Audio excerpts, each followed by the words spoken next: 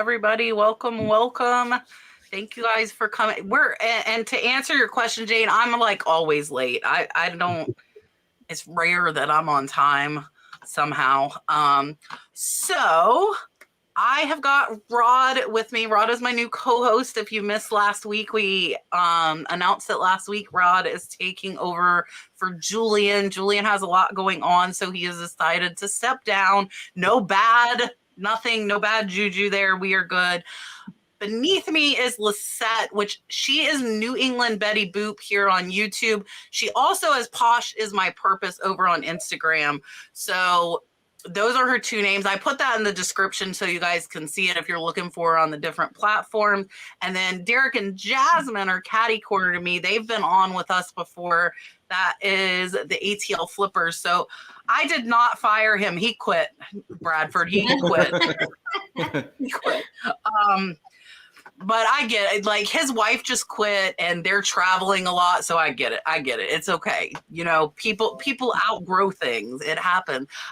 If you've been watching me long enough, Julian was actually my third co-host. I've had two other co-hosts too before when I first started. So he was actually the third, but a lot of people I don't think remember. And I still talk to Calvin. Calvin Kelly was one of them. And Chris, I haven't talked to in a while. So there were actually three of us in the beginning and we just had one guest. That's how the show started off. We had three hosts and I didn't download it, Patty. I didn't download the new dolphin that Gino sent me. Man, I might be able to though while everybody's doing introductions. I'll go see if I can find it and upload it. All right, so I'm going to make Lissette big to introduce herself. Derek and Jasmine. I'm going to let Rod as well, probably for the first month or so you guys can get to know him a little bit better. So here is Lissette. You're going big. Beware. Here she is. Hello, beautiful people. How are you? Thanks for joining us. I am Lissette. I am New England Betty Boop here on YouTube. Posh is My Purpose on Instagram and Poshmark. And I'm also New England Betty Boop on Mercari, eBay. And yeah, that's it for now. I canceled my Depop and my Citizen. And I am a full-time reseller. I've been reselling for 5 years, full-time for the past little over a year. I am living in Massachusetts right now for the past 6 years, coming from Brooklyn, New York. I am married for going to be 27 years next month. I have three beautiful children. Lissette Jr. is 27, Andrew Jr. is 23, and my Aiden is 15. And yeah, here we are. I'm happy to be here and happy that I have met all these amazing people in person. So welcome. Perfect. Here's Derek and Jasmine. Yeah, we're happy to have you. Here is ATL Flippers. Hey, what's going on, everybody? What's going on? The ATL Flippers. Thank y'all so much for having us. Some of the people have kind of been pressuring us to get a Christmas tree up, so we wanted to make sure we recorded in front of the Christmas tree, so y'all know it's up. He finally got it up. But anyways, y'all, we are a husband and wife reseller team, so we've been doing it together now full time for about a year and a half. Even though my husband Derek has been doing it full time by himself for what, like 3 years? Yeah, 3 years, 4 years. But anyways, we sell on eBay, we sell on Poshmark, we sell on Mercari. We do personal sales. We recently started Facebook, like wherever we can make a profit. We recently really gotten into like storage units and things like that. So it's really cool just kind of seeing our business evolve. We've been married for 7 years. We have 2 kids and 1 on the way for those that don't know. So we have a daughter that's 13, a son that's 4, and I'm actually 4 months pregnant. So we have the YouTube channel, the ATL Flippers, but we also started a new channel called The Real Douglas Family. Where we're just going to be vlogging different things, different events that's going on in our family's life. And so make sure you guys check out, of course, the ATL Flippers and our new family channel. We're actually kind of like vlogging the pregnancy journey, which is something completely separate from reselling, but it's really cool. And we're happy to be here. We love Kat, we love Lissette, and happy to get to know Rod. So yeah. Perfect. Here is Rod.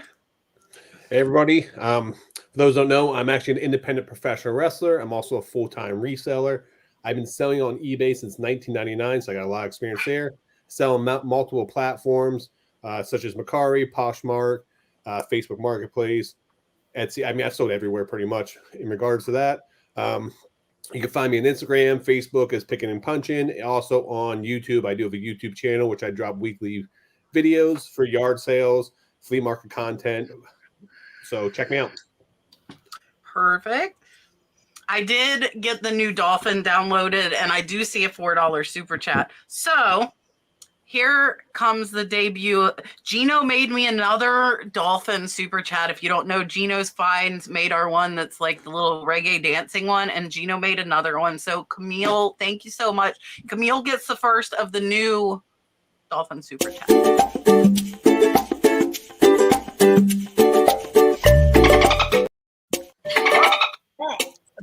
I don't know what I'm doing. Hold on. Try it again. Rod, click that off, though, because you can't see the words. What'd I do? Click Camille's thing off. I did it. Click the $4 off. Like, click it again. Yeah, okay, here we go. We're going to do it again because you can't see the words. All right, here we go.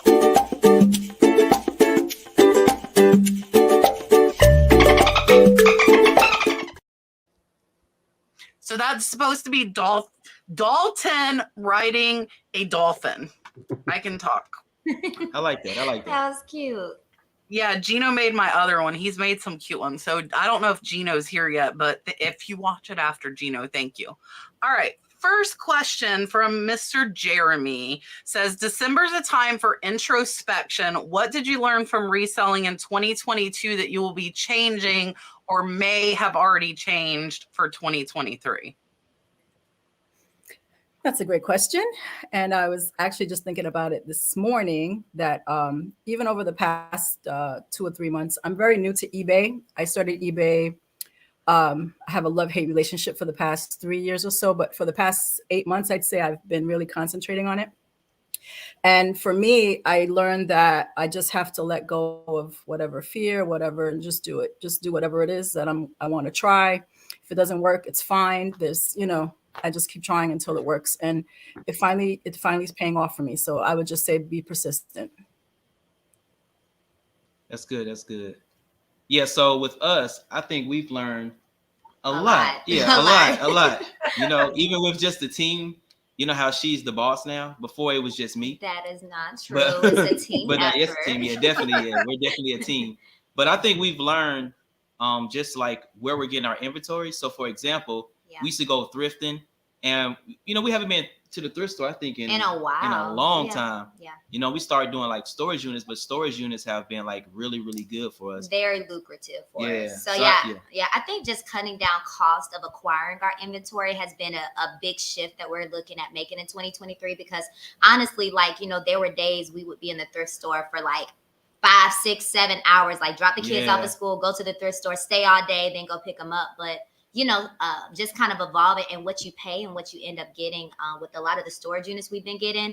You literally bid, you go pick up the stuff, and literally within an hour you're done, and you have a whole stack of inventory for weeks that can last you. So yeah, like for example, we bought a storage unit for $270, and it had some Christian red bottoms, Louis Vuitton red bottoms in there. We sold for $700. Something. It had, and like just crazy. So storage units is like really, really good for us. So that's something that we're definitely going to be diving into more in 2023. Yeah. For me, I would say selling on multiple platforms, just watching and talking to other networking with other resellers and seeing how much money they're making selling elsewhere and other platforms, really expanding my business. One thing I really want to get into is I dabbled a little bit early in the year in Amazon FBA, but I was really gated in a lot of categories. So I think this year I'm really going to buckle down and get gated in a lot of categories and give Amazon a good try too. Also want to start getting in the storage units, something that I have done in the past. So just really looking to expand my business and grow. And I think everyone changes what they buy throughout the year. Stuff I bought beginning of the year is not stuff I'm going to buy next year, because we all try different things, and some things stick, some things don't. So you're always evolving. That's the biggest thing. Yeah, I think the biggest thing for me that I've kind of come to realize just over the last couple months is that I can't do everything. As big as I want to be, I cannot do it all by myself. And I do have, like, my daughter helps and my mom helps, but they're both kind of part-time. And so I hired an assistant. She'll start actually a week from today. She'll be starting with me. And so I'm really, really excited for her to start. And my goal is for her to be able to run eBay, except for pricing. So she'll handle returns, she'll handle questions, she'll handle shipping, which is really hard to let go of that control after having done it yourself for so long. It's going to be hard. It's going to be really hard. But and then I can concentrate more on the sourcing aspect and then making listings live and pricing and doing the research. I think that's my biggest thing. So for us, and I'm going to do a whole video. I'm actually going to put it out on New Year's Day and just go over all of my goals for 2023. And on Christmas, because that just happens to be where it falls, I am going to put up a summary of this year. And it actually kind of blew my mind what I made on all 4 platforms, plus what I made on Whatnot, and kind of just be transparent how much I made for the year, at least up till now. So minus 1 week. And then my fees and all of that. And that'll be out on Sunday. So, Kathleen, we can go ahead and grab this. I know, Lissette said, real quick, Miss Kathleen just wants to know where everybody's from. So I'm in Springfield, Massachusetts. We are in Atlanta, Georgia. I'm actually in Tampa, Florida. Yeah. So Rod's only a couple hours south of me, which is nice because we aren't too far away from each other. All right. Pink Hot Polish, which is Miss Cindy. She said, is there a way to refresh stale listings without doing sell similar? Because when you do sell similar, it messes up numbers on third-party software. And I assume what she means is like your list perfectly, your Vendu, any of your cross-posting. If you end and repost that listing, it will mess up your cross-posting. So she's asking if there's a way to refresh them other than ending in sell similar.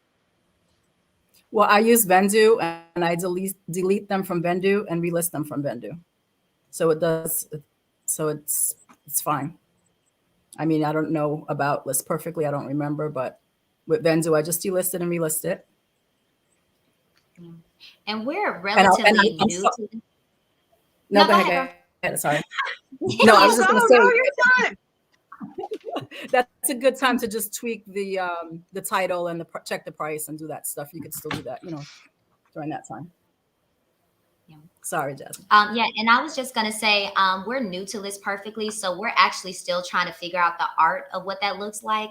Because I know recently we actually started a SKU system with our business, so we had a lot of listings in eBay that were in List Perfectly, and we wanted to add SKUs, and it did kind of throw things off for a bit. And so, to be honest, like that's still something that we're trying to master when it comes to doing that, because usually we do like sell similar, or we'll end it, or we'll go into our listings, and if it's like, we'll look at keywords, because some of the items, it's real competitive. So it may be something in your title you may need to change, or the pictures may be blurry, not good pictures. So you just want to check your listing to make sure, or even the price. The price might not be competitive. It might be way too high. Because like Rod said, a lot of the price, a lot of things, are at different, people want different things at different times of the year. So yeah, everything changes on eBay. Yeah. So I'm actually going to be starting to use List Perfectly beginning next year. So I'll pass this one to Kat. Yeah. So for me, I don't do end and sell similar. I tried it with like 100 listings, got no results from it. And I would rather list new items versus ending and selling similar. But what you can do, even if you go change the price by like a penny or 2 cents, sometimes I will bulk edit all of my listings and increase them by a penny or decrease them by 1 or 2 cents. And that is a change in every single listing done all at once. So any listing change will also update them. So that's what I would recommend if you're not wanting to do it. Otherwise, like Lissette said, and I mean, I'm List Perfectly, not Vendu, but you would need to end them and then relist them from List Perfectly or Vendu, whatever you're using. And if you did that, at least with List Perfectly, I was going to say you could end it on all of them and then post it back to all of them. So it would actually refresh them on all of them with one button versus just on eBay. Yep. All right. Richard says, what is the best platform you sold? And also, what is the fastest thing you sold? So it's eBay for me. And it was my first, actually, I would say 2 sales, because it was discontinued Nexus shampoo for thinning hair. So I listed them. It was my son's birthday. I ran into the thrift store. I had like 10 minutes. And there was these big bottles of shampoo. I'm like, I use a lot of shampoo. I'll just buy them. And I bought a few other things, went to the car. And I'm like, crap, it's for people with thinning hair. That's not my problem. So I scanned them. I Google Lens them. They were going for $299 plus $12 shipping for each bottle. I found 3 for $3 each. So I was a good mom, and I went home and I did my party thing or whatever. So the next day I listed them. I took a nap. I woke up, all 3 of them sold. $970. Wow. So it was a matter of like 4 hours. So one sold to two sold to one person, and the third bottle sold to the second person. What was the brand? So that's why I decided to stick to eBay. It was Nexus. And actually, I used to use it. My aunt owned a hair salon, and I used to work for her. And we used that for treatments when people would come in once a month to help them with their thinning hair. Oh, wow. Does it help men? Because I definitely need it, you know. But, well, if you find it, it's very expensive. But that was my best food. Nice. So I would say for us, we went to Value Village. It's a thrift store here in Atlanta. Yeah. And I just went and looked at the VHS tapes. Oh. So the VHS tapes were $1, but it was like on sale or something like that, half off. So we paid 50 cents for a VHS, and it took me like forever to list it, because I was like, I'll list it later. You know, I ain't worried about it. So I ended up listing it, and literally less than 24 hours, it sold for $800. Nice. Which VHS was it? Wow. You have to watch the video to find out. No. It was a Cartoon Network sealed VHS. Okay. Nice. I collect VHS. That's why I was asking. So I collect sealed VHS. I get them professionally graded. For me, I bought a huge comic book lot, and I had about 10 cents into the comic book. I sent it off to be professionally graded. It was a G.I. Joe comic book from 1984. It came back a 9.8 grading, which is 10.0 is the highest you get, but a 9.8 considering the collecting world is like perfect score. And it sold for $1,200 within like an hour of listing it. Now the fastest thing I sold, and this is my mess up, I was real tired. I listed a video game up, and I, instead of putting like $99, put $9 in, and it sold within like a minute of listing it. So it is what it is. I sent it off anyway. They got a good deal on it. So but yeah, that sold within a minute. So, they were looking. The people will find it. My mom has been accidentally like putting free shipping on some stuff on Mercari, and I mean like low dollar stuff that the shipping's as much as the item, and people are finding it. I'm like, Mom, I'm losing money. Please pay attention. And so she's having to like go back and check it, because I like go in to print the label on Mercari, and I'm like, there's no label. And then I look, and it's like free shipping, I'll pay. And I'm like, Mom, like, what did you just do? The best profit for me was probably the Chinese roundel fabrics I sold.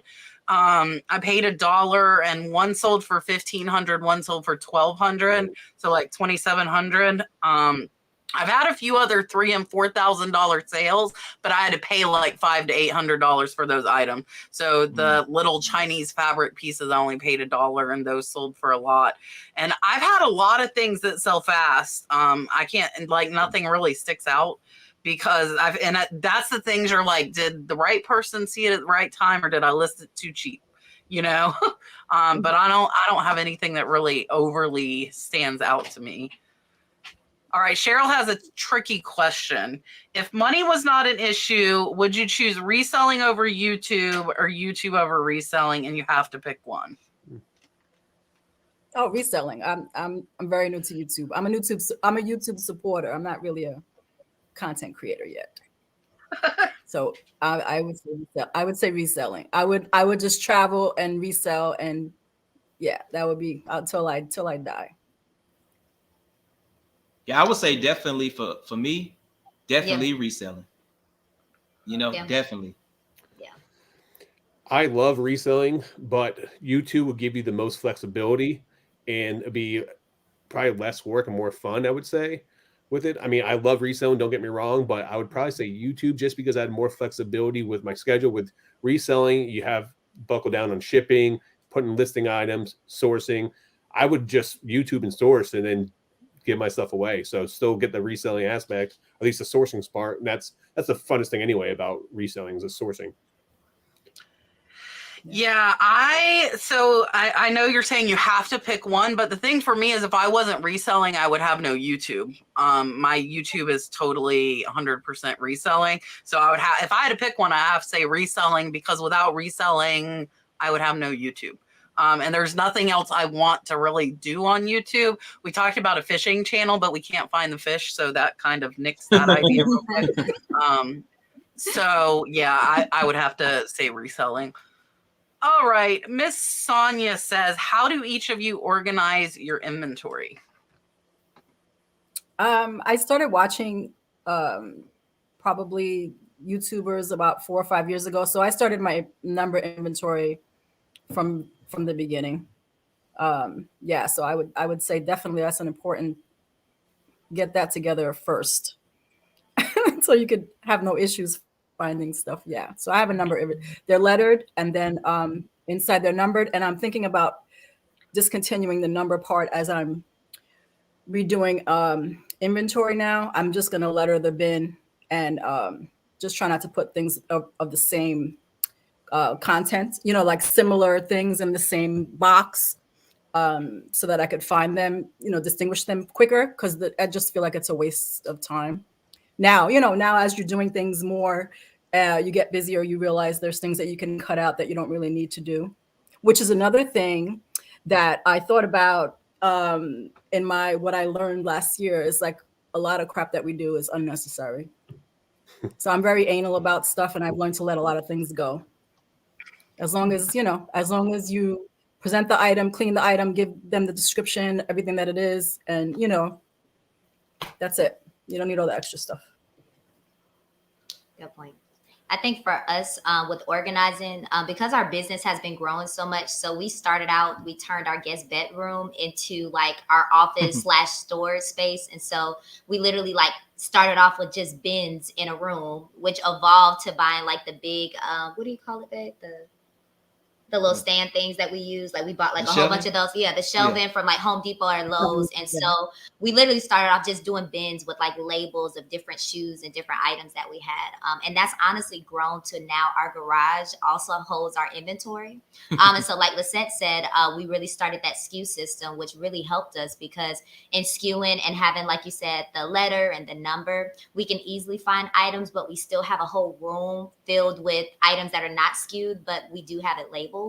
And then we also have, and then we also have items in our living room, to be honest with you, that I'm still working on. For those that have been following our channel, we're actually working on building an addition to the back of our house. And so we have the concrete laid, and we're actually working with contractors. So that's one of our projects in 2023 is to actually get a room built onto the back of our house that will really help us to kind of organize our inventory. So everything is in one central place, versus having some upstairs in our guest room, some in our garage, some in our living room. We really want one central place that's in-house. So that's our big project. And this is how we skew it up. If you can see right here. And we put all of the SKUs at the top, not at the bottom or in the middle. We put it at the top so that when it sells, we can just look at it easily and just, you know, grab it. Yeah. So I've been selling for over 20 years. So I would say my system has changed and adapted over time. What I do is I actually use totes. I highly recommend using clear totes with your storage system. I have a shelving rack, which I had fit 9 totes on it. So I label my totes A1, A2, A3, A4, so on. The reason why I use clear totes is because when I'm putting items back into totes, I can see quick look at them to see which ones are empty and which ones have room. So that works out well. A lot of people use the plastic shelving units, but they're just stationary. I spent the extra money, and I highly recommend getting the stainless steel ones that have the wheels on the bottom. The reason for that is you can actually set up your place kind of like a library, where you can actually pull them out and put them there. That way you can fit more shelving units. So that's something that has helped tremendously for me.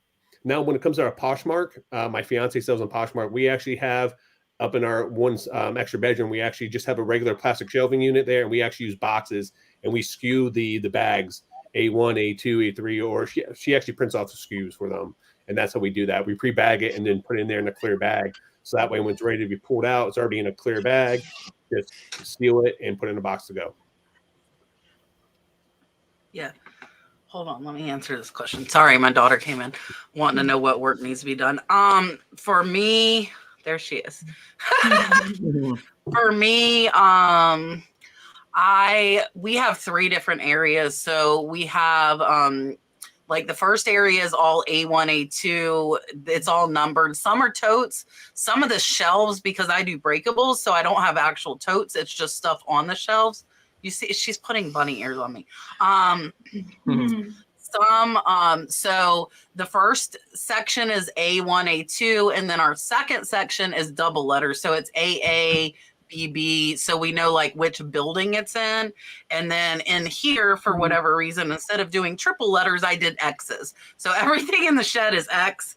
And then we have A and then double A's. All right. Leroy sent a $10 super chat, and he said it's all his immediate family except for Rob. I think they like to give Rod crap and call him the Rod. Like they do it on purpose. And he said this is Dalton's Christmas present. Leroy, I'm going to give you the new dolphin from Gino.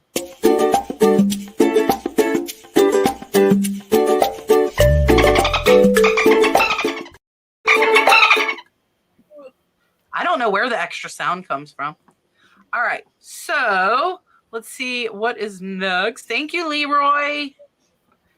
All right, Miss Sue said, how do you take photos? Do you use a photo box? Do you flat lay? Do you take pictures inside, outside? So how do you take your photos?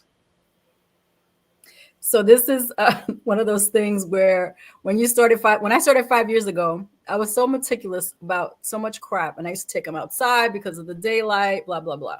Now I have a photo box that I take my stuffed animals or shoes and stuff like that. I have a hook on a white wall, and I use Bazaar to take the background out and make it white, and that's it. Simple. The light, I just have a few lights, nothing fancy, and that's it.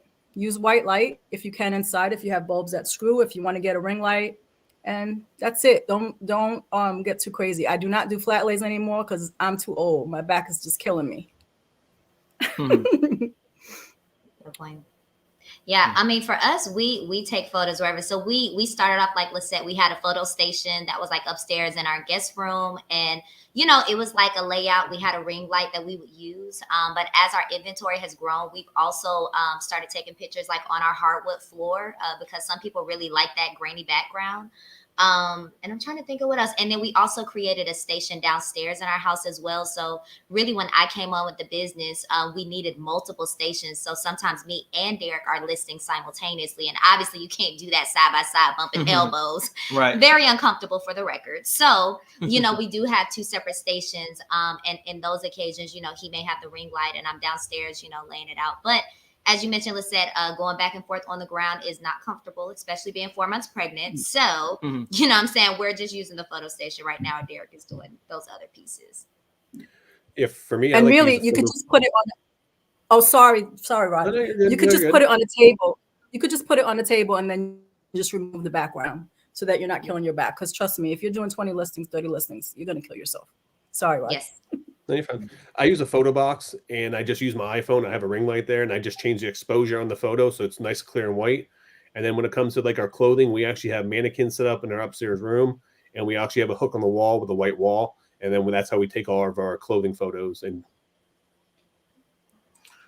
all right, sorry. She had an interview at a nursing school today, and she's excited. She said she should start in April, so she was talking. Wow! Oh, nice! Congratulations. Nice. Yeah, that's That's and she exciting. wanted to know what work needed to be done, so she's going to catalog whatnot now. So for me, it really depends on what it is. Like some smaller stuff, like our jewelry, we'll do in a photo box. I actually flat lay clothes on the carpet behind me. We'll like make sure we vacuum it because my cat does like to come in here occasionally. So we'll vacuum it, and then we flat lay, and then we use photo room to remove the background because you can do 50 at a time. And then like big blankets, if I have quilts, I actually take them on my bed because I have a king size bed. So I'll lay them out on my bed and then I remove the background. So you'll see like the headboard and footboard in my bed with the quilt, and then I remove the rest of it. So it really depends. And some like jade jewelry people will want to see in the sunlight. So I haven't made a habit of taking pictures of them in the sun, but almost every jade necklace I get, people are like, oh, can you send me a picture of it in natural light? So I probably should start doing that if I list more jade necklaces. So it really just depends on what I'm doing. And like where I'm at too, because sometimes I'll list stuff in the house, and if you use photo room, as long as you have decent light, you can just remove the background. So it doesn't like, sometimes I'll just list stuff while I'm sitting on the couch and just remove the background if it's smaller stuff. Yeah. Cheryl has a non-reselling question. She wants to know, what's your favorite family holiday tradition? I would say watching Christmas movies, Christmas Eve. I mean, my kids are older now. They're much older. I'm lucky if they want to spend 5 minutes with me. But you know, we still do. We'll like Christmas Eve, we'll get together and just hang out, have a few drinks. Now, you know, my daughter and my son, they're older, so we'll have a few drinks and just watch some Christmas movies, maybe play some dominoes and just, you know, goof around. Yeah. So I would say for us, because we have like on both sides of our family, we have a pretty big, large size family. So it's like every holiday we're at 3 or 4 different, you know, relatives' homes. But I know every week, every Saturday, we actually watch a movie. We have like movie night at our house. So it's just like the immediate family, and we all just come together, you know, watch a movie, eat popcorn. And Christmas is like that 2.0. So usually like our daughter loves Christmas movies. We watch all the Home Alones. We watch, you know, all of the classics. So we're actually doing like a Christmas breakfast at our house this Friday, and we're bringing both sides of our family together, and we're just watching Christmas movies and eating food. And I'm so excited about that because, you know, food makes me happy. I have a question. Have you seen Jingle Jangle? Yes. Yeah, one of my favorites. I love it. She love it. Yeah, oh my God, it is so well made. I watched it twice this year already. I love it. It was so good. You have so to we're watch saving it. We have to save it for Christmas. So I literally, you know, discipline myself throughout the year to save it for like that Christmas experience. But yes, for those that haven't seen that movie, it's on Netflix. Is that the one with the girl? Yes. Don't tell it. Yes. Okay. Yeah. Yes, but if you haven't seen it in the chat, watch that movie. It is great on Netflix. So when me and my fiance have been together for 5 years now, and we're gonna actually get married beginning next year. But when we first started dating, we started dating in like December timeframe, and every time we used to go to hang out, Christmas Vacation was on. So it kind of adapted, which is my favorite movie of all time. So we kind of just adapted that as our big Christmas thing. So we watched Christmas Vacation probably 3, 4, 5 times throughout the month of December, and it's just now every time I think of a movie, I think of her. So which is cool too. So that's awesome. Yeah, we've started probably the last 4 years. We go about 2 hours from us. It's like over 100 acres, and they make Christmas lights, and you actually tune your radio to a certain station, and it goes in theme with the Christmas lights. So it changes as you're driving through the different areas, and the song matches the lights. And I think we're going to do that this Thursday. We normally have went earlier, but we went to the mountains, so we were out of town. And now we're like, because I think last year we had to wait like 2 hours to get in. It's really rural. It's 2 hours north of us, close to the Florida-Georgia border. But we're hoping we're going to go early Thursday and try and get in and do that. But I think that's probably my favorite, and hopefully Dalton should be old enough this year to remember. You know, he's 4 now, and they have Santa, and it's really, they have hot chocolate, they have s'mores, they have a big fire set up, and a little country store.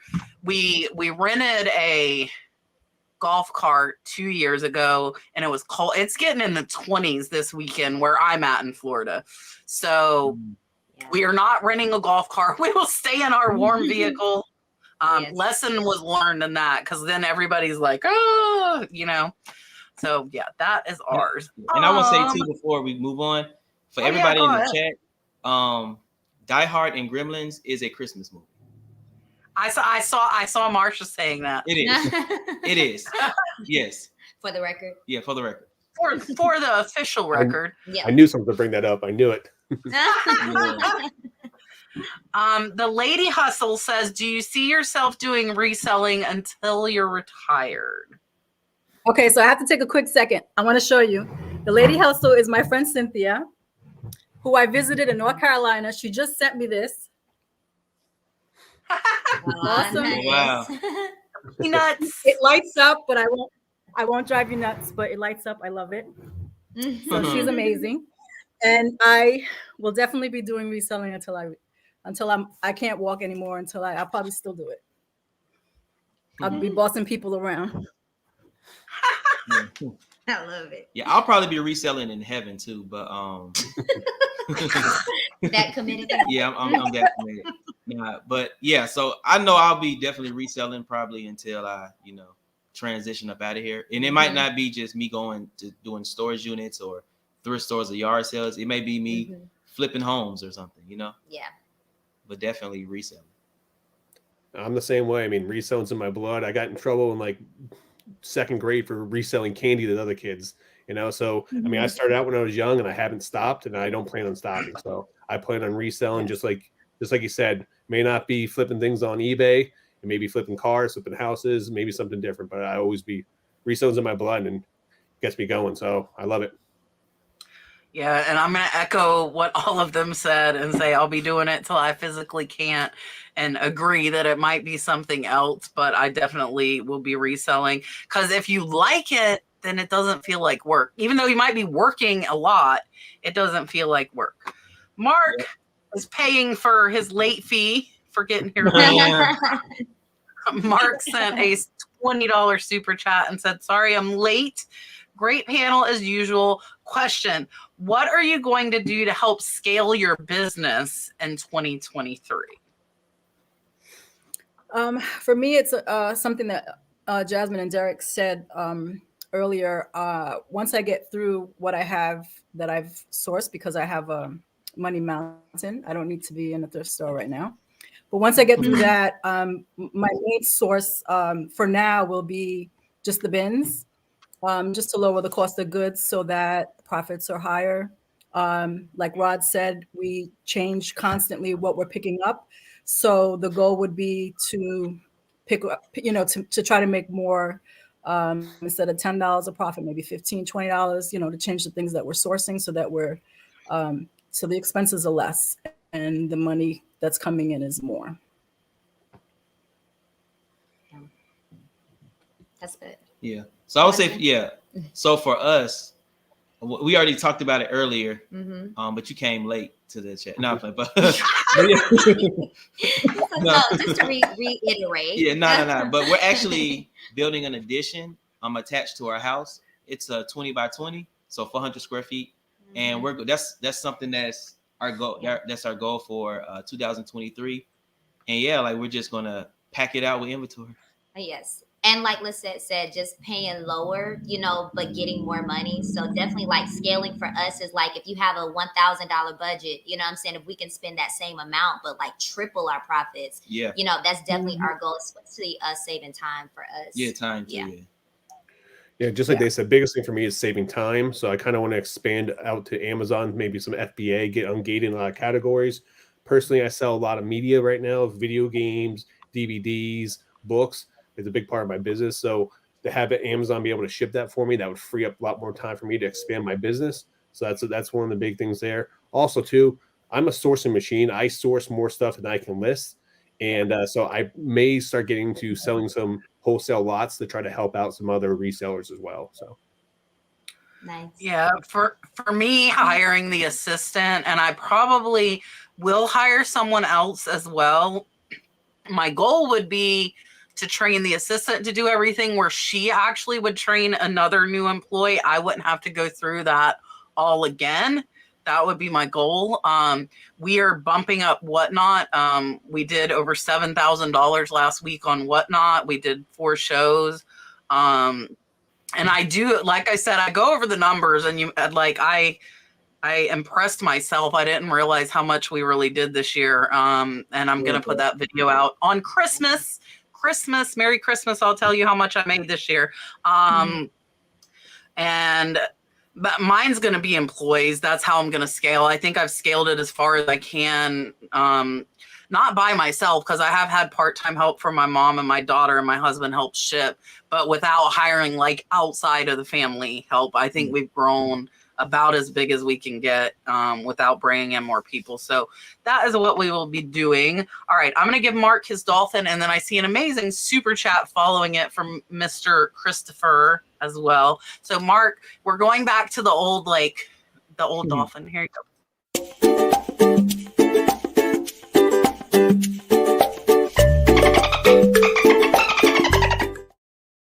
Dun, dun, dun, dun. Mr. Christopher. Oh, and then I see Regina Michelle. Chris said, I just wanted to show support and wish everybody a happy Hanukkah and Christmas. Yes, Hanukkah started yesterday, I believe. So if you're celebrating Hanukkah, happy Hanukkah. And Chris, thank you so much. Chris is absolutely amazing. I appreciate your support. I'm going to give Chris my original. I'm giving him my original dolphin. Here you go. Super chat.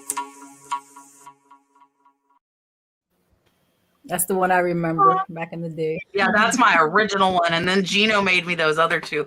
Miss Regina sent a $9.99 super sticker. Thank you so much. Regina was at the Prison of Profit convention with all of us too, and hanging out. So I was happy to finally get to meet Regina as well. So, all right, we'll go back to the new one with Dalton riding the dolphin, and that's like a tongue twister to say. Here you go.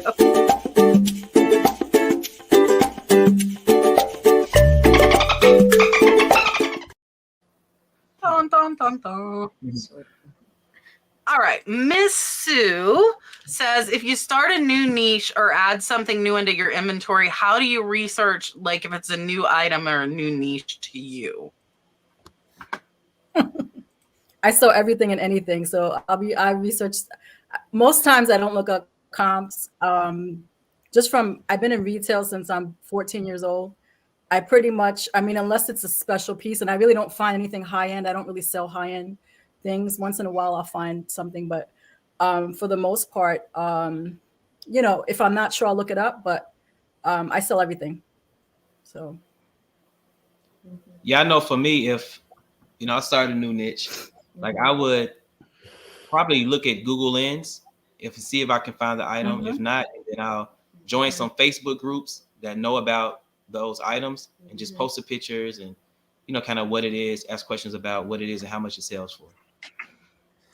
For me, most of the time, 9 out of 10 times is because of watching all the other resellers and see what they're selling, and it brings up, watching their videos, they find something that I never thought that would sell or something different. So then I keep an eye out for that. And then when I'm out and about, I use Google Lens a lot. I use a scanner in my eBay app or my Amazon app to scan items. But the biggest thing is watching other resellers, see what they're selling. And then I just keep it in the back of my mind when I'm out and about. If I see it, I know that, hey, pick it up, or this might be something that to look out for now in the future. Yeah, and I sell everything, so there's not much that's going to be new to me. I do most of my sourcing online, so I can just Google Lens it or look it up on eBay, and I'll look up new stuff that catches my eye, but there's really nothing that's legal that I haven't kind of sold at least once. I even accidentally bought and resold a truck, but not on purpose. So yeah, I just, the same way I do everything else, look it up on eBay to see sold comps, look it up on Google Lens if I don't know what it is, and then Worth Point if it's not on eBay. Jeremy's giving us a good reminder. hit the like button. We have 370 in the chat. We appreciate you all being here. Thank you so much. How did you accidentally buy a truck? You didn't hear that story? Okay, I'll tell it real quick. So I actually bought 2 trucks. So we have been looking for a truck for Brad's woodworking business, and actually a truck's been in the shop a month, so maybe we kept the wrong truck. So I found 2 on the same auction. One was a 4-door, which is better for us with the family that we could use outside of his business. The other one was a 2-door, which was our second choice, but our second choice was up first on the auction block.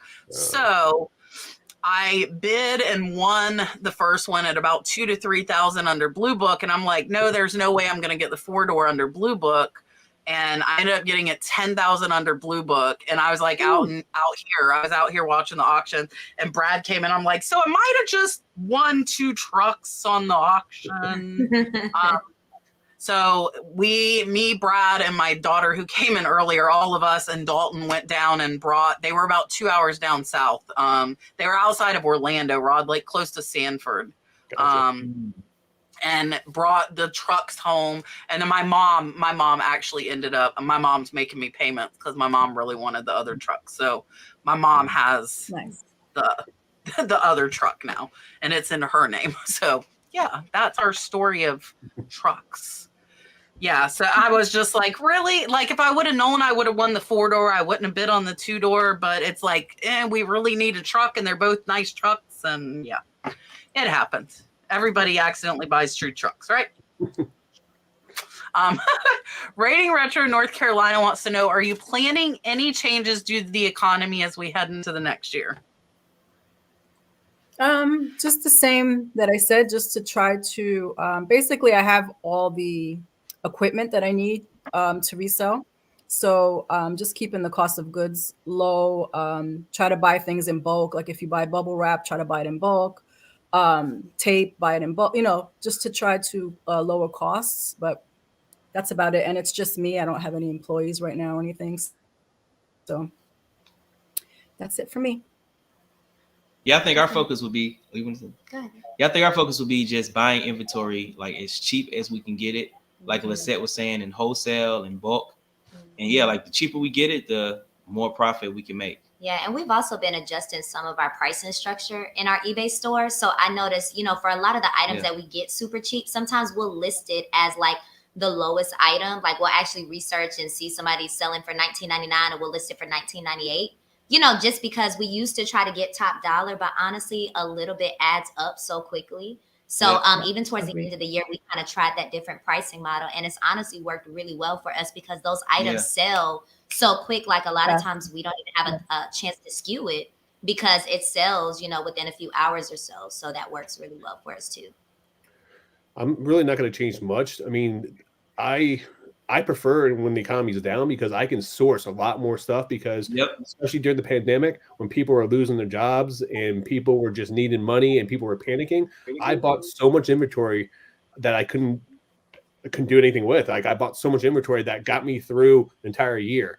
So I prefer when the economy is down because I can get inventory pretty cheap. People are going to buy used products all the time if the economy is up or down. So I'm not worried about that. The biggest thing, though, I would say for the economy change next year is the tax changes. Everyone getting the 1099s for selling $600 or more. So I would say keep an eye out second, third quarter next year. You're going to have a lot of small-time resellers get hit with that tax form. They're going to freak out and just quit selling. That's going to be a great opportunity for all you guys to look and buy merchandise. Yeah, so I want to go the opposite.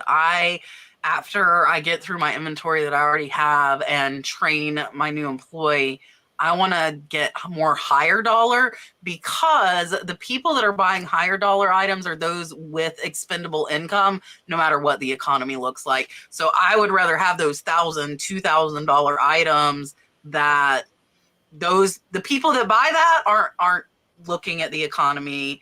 they have expendable income regardless. Like when I sold $6,000 worth of purses, I bet that lady is not worried about gas prices being $6 a gallon if she's spending $6,000 on 2 purses. So I would like to find more high dollar inventory. I'll still buy my lots. I'm a sucker for lots. I will never stop buying lots, which means I'll still have the $10 and $15 stuff because I can get it for 50 cents or $1 and it's a good profit. But I do want to focus more on finding more higher dollar items where it's the section of the population that's not overly worried about the economy. Miss Camille wants to know, do any of us put free shipping on Mercari listings? She's trying to get more sales on Mercari. No, ma'am. I used to, the things that we used to do when we started, but not anymore. No free shipping. Unless the item is kind of heavy, where it's better for me to ship it on pirate ship. I'll save them money. I'll just boost up the price a little bit. But it's very rare that I do that. Normally I charge shipping. On eBay, Mercari, Poshmark, I don't do much discounted shipping. Yeah. Same for us. We started off doing free shipping and, that really helped to build our store. But as we continue to grow, no free shipping. So you're going to have to pay up. Yeah, we do try, especially we've gotten a lot of times on eBay, for instance, when we're in Atlanta and somebody buys an item and they're in California. And for us, it's crazy expensive to ship from Atlanta to California. And so we would have to eat that shipping cost. So now. Not no more? Yeah, not no more. We do charge.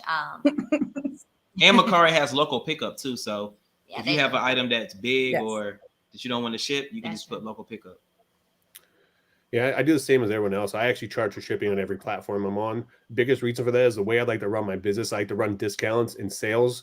And if I do free shipping, I can't run those sales. So I rather list it with shipping and then run my sales. Because if I had free shipping, I wouldn't be able to run the sales I run.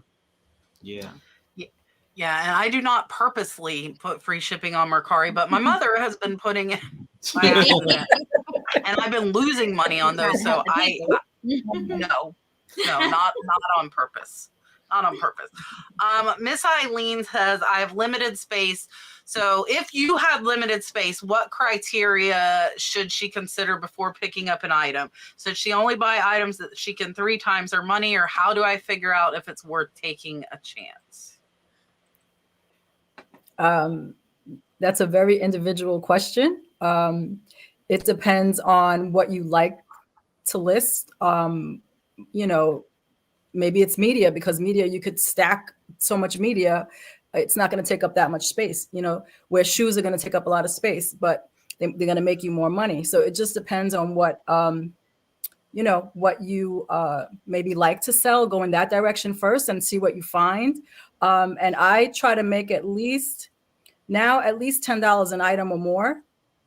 So look at that. If you're buying it for $1 or less and you can sell it for 10, 15, 20, then, and just limit what you're buying. Maybe spend $50 and list that before you get anything else, or try to sell 10 things before you buy any more, or, just that's on a lower scale. But if you have limited space, you have to adjust yourself, Yeah, I would say if you have, I don't know the size of the space that you have, but I would say try to get smaller items that are worth a lot of money.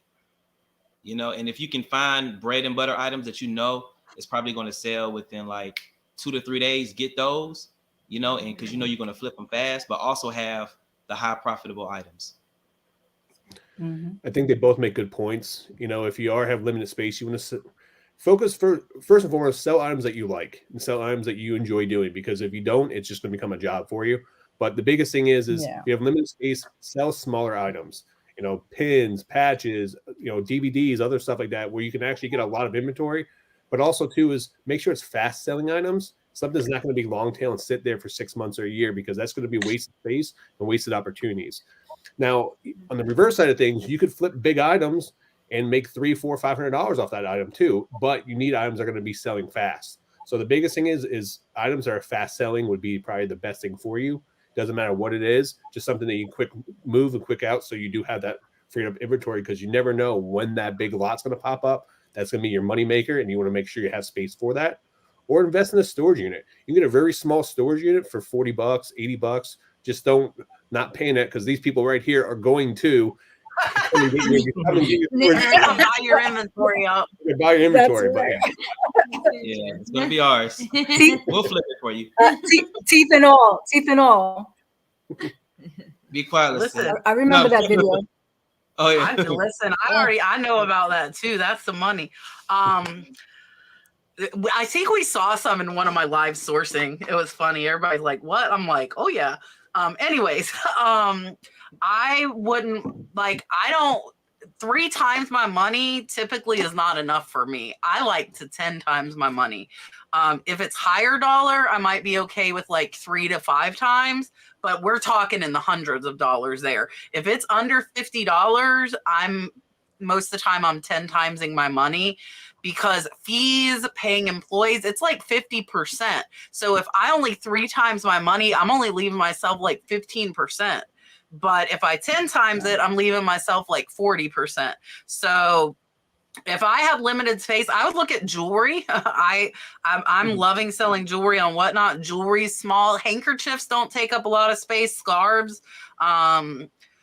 But you need to look for brands that'll sell fast. You know, like some handkerchiefs and scarves will sell faster than others, and some jewelry will sell faster than others. So I don't think having times your money is your main thing. Like Rod was saying, your biggest thing should be how fast it's going to sell. So like if there's 100 listed, you probably want to see 100 sold or more if you're really wanting to be picky. And some people are good and have that discipline. I do not. I'm not going to lie. But luckily I have a lot of space. But a lot of people sell more than they have listed. And that, if you don't have a lot of space, that's a model I would shoot to go for.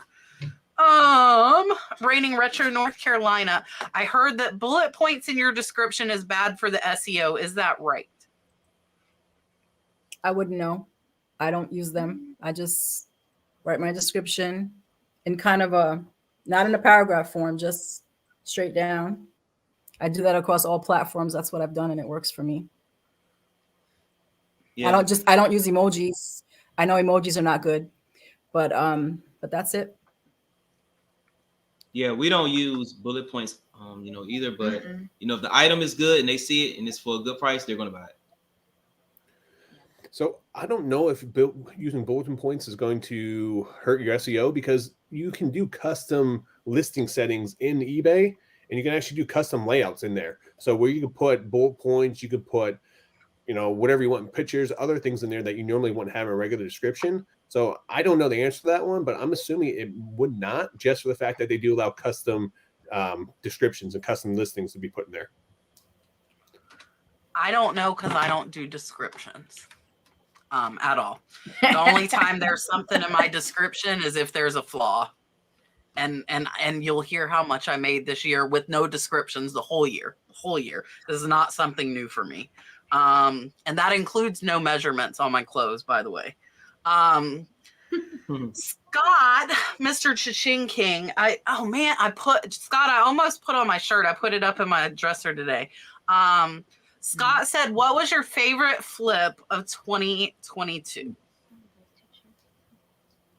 Oh, yeah. My favorite flip. Oh, crap. I don't know. Listen, this 52-year-old brain can't remember yesterday. I don't know. You know what I'm going to say? Okay, I'm going to tell you. So last early spring, we went to a church sale, my mom and I. We were on our way somewhere else. And of course, we stopped at a church sale. So they had all this stuff all over the floor. So I found out a bunch of stuff. I found this leather jacket from the 70s, like a Huggy Bear kind of. If you're old like me, you'll know what I'm talking about. And it was $1. It was like that cognac red, beautiful, right?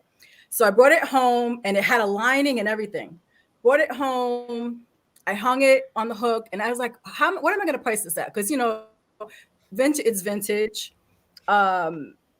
It had like a bunch of pockets and stuff. And I didn't know what to price it at. So I just had it sitting there for 3 months. So I finally took pictures, right? Took pictures. I go to check. My mom supposedly checked the pockets, but there was like a hidden pocket inside. There was $197 in that pocket. Wow. That was my, and I sold the jacket for $50 or something. I don't know. Wow. When was this? So, yeah. When was this, Lissette? Sorry? When was this? When? Uh-huh. That was in early spring. Oh, wow. Because I was going to ask you if we can hold $1, you know? Yeah. You should ask me in October. I would have given you $1. Dang, that was your birthday too. I know. I missed out. Yeah, I think for us, it's actually a recent flip that I would say is our favorite. So as we mentioned, like we bought this storage unit like a month ago for like $270. And I think initially there were like some, what was it, Alexander McQueen shoes that were in there that we were like, okay, we'll get the storage unit or whatnot. And so it ended up being that one buyer there was actually like Louis Vuitton in there and Fendi. There were the shirts in there. And so literally all designer. Yeah, like all designers. It was like a packed out storage unit. Crazy. And so I think it was last week actually. Yep. A buyer reached out and wanted to bundle some of the stuff. And so we ended up selling 2 of the Louis Vuitton shirts, 1 of the Fendi's, and altogether the buyer paid about $1,000 for those 3 shirts. And so literally from paying $270 for the whole unit, and keep in mind, we also found some red bottoms. Yeah, red bottoms. Like this one unit was like the jackpot. Crazy. And so, yeah, I think that was my favorite because, you know, I'm a make it make sense type of woman. So I like to know that our money is growing, you know, on that level. But yeah, just that one sale was like $1,000. So that was really nice. For me, I actually dropped the video today for it. I went to a yard sale. I bought a ton of Disney items, and I went back twice. I just filled up my car, but there was a giant candelabra of Ursula. It was about 12 pounds. It was a big bronze statue. It was limited to only like 1,000 of them, and I literally bought it. I loved it. I wanted to keep it, and as I was editing my video, it actually sold. So I'm sad to see it go, but it actually sold to somebody in France. So they're paying $270 to have it shipped to France, which is crazy. Wow. But it's you have to see the thing to believe I've never seen one before, and I won't see one again. So that's my favorite item. And I just found that last month, and unfortunately it sold. I'm happy it sold, but so I think I sold it for like $410. So nice. Yeah, I think mine was probably those Chinese roundels, $1 into $2,700, which I talked about them earlier too, as being the highest profit. But the cool thing was I didn't know. Like, I just thought it was a cool lot. It was cheap. And then I started researching, and I'm like, what the heck did I find? So I didn't know when I bought them, and I paid less than $1. Obviously, the estate company didn't know either. But and like I listed them up on auction and had like 10 offers all the way up to $800 a piece within 30 minutes. And I was like, oh no, this is going to auction.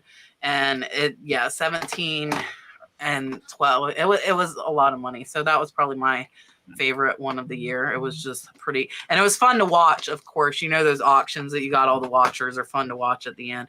And Peter Tsai, who like does like Oriental collectibles, and he's really knowledgeable about them on here. He showed my stuff on his YouTube channel, and everybody's like, you were on there, your auctions are on there. And he like pulled them up and said they were a good example. And I'm like, okay, like, but I started them at $1. Like I started them cheap and said, let them go. So, all right, Scott, I'm giving you this dolphin. And then I think we have 2 more super chats.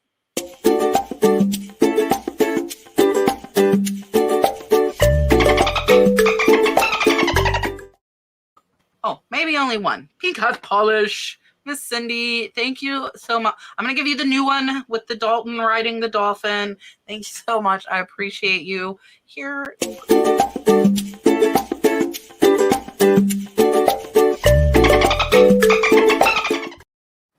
Gino is giving Rod more work.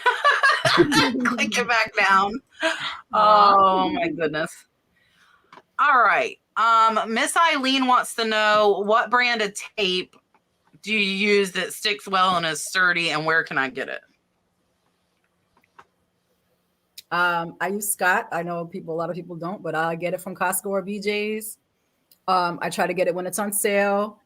And since I have an eBay store now, I use my quarterly coupon. I got eBay tape. So that's it. That's what I use. And I use just Scotch also for regular tape, like the smaller tape for the actual, when you're wrapping the whatever. But I use Scotch. Scotch, right? Yeah, and we use the eBay tape. We actually earn what is it? The eBay bucks? Is that what they call it? Yeah, every quarter they give you. Yeah, every quarter. Yeah, so the coupon we usually just use that to purchase tons and tons of tape or whatnot. So we never actually pay out of pocket. We just use the bucks that we earn to pay for our tape from eBay. So unfortunately, I won't be any help on this one. I went on eBay and I bought like an industrial lot of packaging tape. It was just generic. Like a year or two ago. I still have it. Yeah, I got a massive, giant case of it, super cheap. So I highly recommend search eBay. You can actually find some good lots on that stuff sometimes. Nice. Yeah. So I quit using the eBay tape because it's thin and it's flimsy and it's crappy in my opinion. Because I would have to use 3 times the amount of tape. Yeah, we do double up. See, so. This is called JarLink. It's 18 rolls for $34, $2 a roll. It's on Amazon. This stuff is thick. It's 3 times this. So I finally after the eBay ripping because it's so thin, I was like, I'm not getting this with my I get boxes. Yeah. And so I switched to that one, which is 3 times as thick because I don't want my boxes to come undone. And I ship a lot of heavy stuff with my breakables. So, yeah I'm anti eBay tape. Yeah, see, we ship a lot of clothing, so we use a lot of poly mailers. Mm-hmm. So, eBay tape sticks very well to the. Oh, yeah, if you're just going over it, it wouldn't matter. Yeah, mine are 5 and 10 pound boxes. Yeah. And so I was and Brad would it would rip. He would get so frustrated with it. I'm like, never mind, no more eBay tape. But we get I even buy them when I'm out of the eBay bucks. I love the eBay boxes are really high quality. So are their poly mailers. They're really thick. Where a lot of other ones aren't. So that's what I do. All right, Rod, there are 2 of these for you. So I'm gonna put them both. Well, I'll put one up and let you answer, and then we'll put the other one. Miss Patty wants to know, what wrestling name do you go by, and do you wrestle local or? And then the second question is if you've wrestled in Alaska. So I've never wrestled in Alaska. I go by this. I'm a bad guy, so I go by the Scoundrel Rod Grimes. That's my wrestling character, and I've wrestled Florida, Georgia, Alabama, Louisiana. I did a tryout in California for a company of New Japan called New Japan Pro Wrestling, which is the WWE of Japan. I've done some extra work for Ring of Honor, which was a national company. I did extra work for WWE for their NXT, which is on you can watch them every week on TV and stuff like that. So I just did some extra work for them. But all right. Let's see. Miss Cammie says, I've had a few buyers were more sales lately and had people returning things for things that were disclosed in the post. Is turning off returns a good idea? Thinking of turning off returns, do you think that's a good idea? Well, if they could say the item is not as described and they're going to be able to return it anyway, I think it kind of deters, because when I started, I'm very new to eBay. Like I said, I accept returns, but they have to pay shipping back. And as you know, Poshmark, the returns, it's very much a seller's platform. So as long as it's in the description, if they don't read the description, that's on them because it's in the description. So I would just make sure to put everything, whatever floor you have, in your description as best as possible. We all make mistakes, things happen. Return it if that's the case, if it's your fault. If they have remorse, that's on them. And it's up to you, really, if you feel bad that you want them to be happy and you return it, that's up to you. But ultimately, they can just say it's not as described on eBay and return it anyway. Yeah, same for us. If a buyer, you know, of course, wants to return it and they put item not described, it's going to be returned anyway. But you know, we always, you know, just we offer free returns because when it comes to just the amount of items we're selling compared to the returns we're having, it doesn't even like match. So it's part of doing business. You're going to get returns for crazy, you know, reason. It comes with, especially for us doing clothes and shoes, you know, sometimes we have people return it because it doesn't fit. And you know what I mean? Like you got to know your size, but we understand, after you know, they wore it last night. Yeah, no, literally. And you know, we do measurements, you know, so it's like, yeah, I know, Kat, you know, what's the point, right? If they're going to return it anyways. But, you know, sometimes, like you said, it just comes with the territory. But, you know. Yeah, and at least they had a good time in the shoes before they returned it. So, you know. And we still relisted. Like, there was one time we did a return. Well, we got a return back, and we ended up selling it for higher when we relisted it. So, it ended up working out in our favor anyways, too. Yeah, that's how just they said, yes. Definitely don't turn off returns because people are just they can put down any type of reason to return your item through eBay saying not described. I said the biggest thing is if you're having increased sales, you're going to have increased returns. It's just they go hand in hand eventually. But the biggest thing is if you're getting a lot of buyer remorse, I would take a look at your listings, your description, and your pictures, and see if there's a common factor that's playing into why you're getting all these buyer remorses or the increase in them. If everything's fine, then you just got to go with it. It's that time of the year. But that's the first thing I will look at first and foremost. Look at your listings and make sure there's nothing that you're doing wrong or something that you can improve to reduce those buyer remorses. Yeah, and I only have one return open right now with almost 1,000 sales in the last 90 days. And that is somebody who said these are smaller than the traditional. It was like Christmas crackers. I had never heard of them, so I don't know what the traditional size is. But we had a picture of them with the tape measure. And they still said they were too small. That's why I said it wouldn't matter if I wrote it because I had a picture of it with tape measure and they didn't pay attention. And it's just, I agree with everybody. It's part of doing business. Like as frustrated as I was with her, and it's funny because I don't feel good today. So I've been kind of grumpy. And so she wrote me and she actually sent both back, only opened a return for one, had to pay extra shipping at the post office because she only put for one, which I'm not going to return her because I told her she had to open the return on eBay. I will return the amount for the item. And then I was like, oh, and by the way, if you look at the photos, there was one with the tape measure. I couldn't help myself. I'm grumpy. I had to like just throw that in there. And you know, like I just had to today because I'm grumpy. And she's like, oh, I didn't notice that. And I'm, you know, like people don't, and I get questions all the time. How tall is this? And I'm like, please see photos. Like we do include a tape measure with everything. We might not write out the descriptions, but I have started, we do like armpit to armpit with the tape measure and we'll do the inseam with the tape measure. So we've started doing that. But I'm not going to return what she had to pay at the post office because she only got a label for one. Like she should have opened it for both of them and she didn't. So she's going to be out that, you know, I'll return her for the item, but I'm not returning for the overage because she didn't go through like eBay steps and policies. Yeah, we had one of the same issues, Kat. Like we were, somebody asked us about a shirt and the last two pictures had the, you know, the measurements. The tape measure, yeah. And they said, yeah, I see it, but what are the measurements? And we said, look at the tape measure. Yeah, right, look at it. They said, I see it, but what, like, they want, literally like you're a little kid. Yeah, like, I'm not going to spell it out for you. Like, okay, it's 24 inches. Like, well, that's why I'm hiring my assistant because she's going to answer those instead of my ignoring them or having a smart aleck reply. Yeah, you know, that'll be the first thing she does is answer all the questions. Miss Patricia says, I'm going to put myself on a budget for sourcing in 2023. How would you determine a budget for sourcing?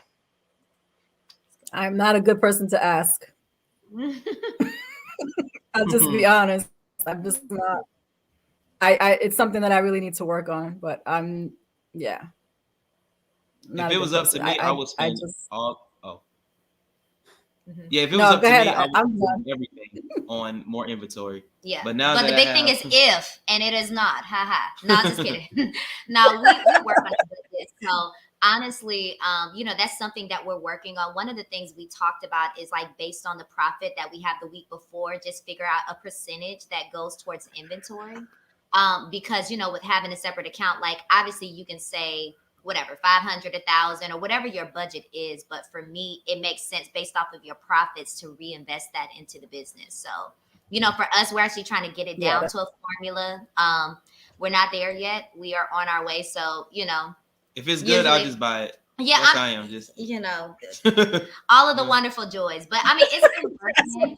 I think for me, I love a budget that makes me happy with my life and all things concerning it. So 2023, look out for a healthy budget, right, baby? Yeah, I guess. Yeah, you said it on camera on Cats Live, so I will re-record. Yes, yeah, I heard it first. So for me, I've been selling long enough now that I know if a good lot comes by, I'm going to buy it. So I don't care if it's 5, 10 grand. If it's there, I'm going to make profit. I'm going to buy it. Now, if you're just starting out, the number one rule of thumb is don't source more stuff than you're selling. That's the biggest thing. A lot of people do that in the very beginning. They have so much fun sourcing and they start buying everything because they think they're going to make money. So you got to put yourself on a budget. If you're just starting out, make sure you're having the money coming in that you are putting out and that you're having extra money so you can start building your business, because you can't build a business if you spend more than what you're actually selling. So that's probably a good rule of thumb, starting out for a budget. Yeah, but I feel like I was spending more than I was selling to grow mine, but I had it. Well, were you just starting out? Was it just starting out, or was that? Yeah, especially just starting out, because I built my store up to 200,000 in inventory, but I had the money. You got to make sure you have the money. That's the main thing. So I was putting everything back in because I had my other job when I first started doing it again. So I might have 500 in sales and 500 would, after the fees and shipping, everything went back into inventory for over a year. But I think the big thing is saving, not buying just every little thing. Don't give yourself a budget and go buy stuff because you have a budget. Like Rod was saying, if that deal comes along and you've just bought mediocre stuff because you have a budget, you might miss out on that, $500 lot because you've been saying, oh, I have this budget, I'm going to go spend it. So I think that's a big thing for me, is like saving it up. Yeah. And yeah, way different if you have it. I had a paycheck coming in from nursing. I didn't need it. So like what I would do is I would pay all the fees before we were on eBay paid system. I would pay all my fees. And then if I needed money for my bills when I cut down my overtime, I would pull that out, and then the rest went all back into inventory. But I also only bought if it was really good. So that's why I was saying, like, you don't want to just go buy anything because you have a budget. Sometimes you want to keep that money back because that really big buy might come along and it might be 5 times what your budget is. But if you haven't spent that budget and you keep it, as long as your eBay store is active, then you have the money to actually buy it, if that makes sense. Yeah. I was also going to add to real quick, Kat, for us too, I think the budget also coincides with our goals for 2023. So kind of going back to like for us with the addition, like we're not taking out any loans or anything. We're going to pay cash for everything that we're adding, Yeah, obviously, so you'll pull out that money first and then whatever you've got. Because if you're buying cheap, like I have 200,000 in inventory, I could probably replace that with 20 grand if I worked hard and looked, even though I might have spent more than that on it. But, that if you're just starting out, you got to be careful because a lot of people forget they have fees. Then you got to buy boxes, then you got to buy bubble wrap. So you really need to think of all that when you're budgeting. Like I'm further than that now, so I don't. I have so much going in and coming out, but don't spend it just to spend it. That's my big thing. Save it if you don't find good stuff. The Lady Hustle sent $9.99 super chat. Thank you, ma'am. She wants to know, what do you think about live sales on Whatnot, Poshmark? And do you think live sales impacted the low sales for the majority of sellers in December? So I have been to many live sales. I had to ban myself from Whatnot because I was buying too much, but I have not sold on Whatnot or Poshmark. However, if you have good items, nothing is going to stop you from having your items sell. So I just think that's an excuse, but that's just my opinion. Price your items accordingly. Some people don't do any live sales and they're still making a lot of money. So I just think that's an excuse, if you ask me. I don't think it's impacting in a negative way. That's my opinion. Yeah, so we haven't sold on Whatnot in a good minute. Yeah, in a good minute. Yeah. But yeah, I don't think that it will really, because I mean, it's so much inventory out here, where it's like, it's so much stuff out here, like it's not even so many buyers. Yeah. Yeah, Yeah.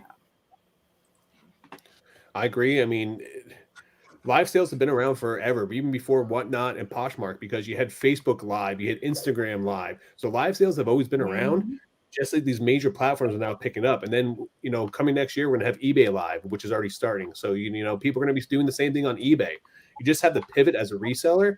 Instead of using that as worried about getting, lower sales, that's a good place to source, because if you look at all the auctions on eBay, majority of the time they fall below market value. There's sometimes that go if it's a rare item, but I mean, Kat can tell you a lot of her stuff and Whatnot has probably sold below what it could have. She would have, sat on it for 6 months and sold it for a higher price. So it is a good opportunity for you guys to change your business model and look at these live auctions to try to source items to actually resell in your stores.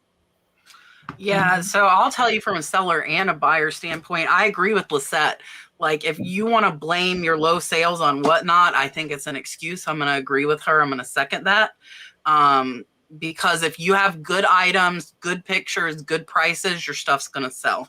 That's the bottom line. Doesn't matter who's selling what on Whatnot, because the general public is not on Whatnot. I was talking to my Whatnot rep about that today. I'm like, we need some more buyers from the general public that are out of the scope of the reseller community. And hopefully they will work on that. So for me, Whatnot has far surpassed eBay sales in the last 3 months. And that's where I've put my attention. And that is why personally, my eBay sales have slowed. So my live sale, so with me, it is their fault because I gave them all the attention and quit giving it to eBay. Because I was selling so much on there, but I also am putting 40 plus hours a week into Whatnot, which I was putting into eBay. So I hired an assistant who she will be putting 40 hours into eBay. I will put 40 hours into Whatnot and we'll build them both up. But I don't think the majority of the world is on Whatnot. Like, your average buyer doesn't even know what Whatnot is. They don't even know what it is. So it's not going to affect it. And like, my sales are horrible right now, but that's because I haven't been putting the time in. You get out what you put in, and I've been getting amazing results out of Whatnot because that's where my time's going, but not getting it out of eBay because I'm not putting the time in. And it's not horrible, but I know it's not anywhere near where it could be. Like, I'm down 40% from last month, to give you an idea. But I put in like 80% less than last month. So, all right, let me give you your dolphin.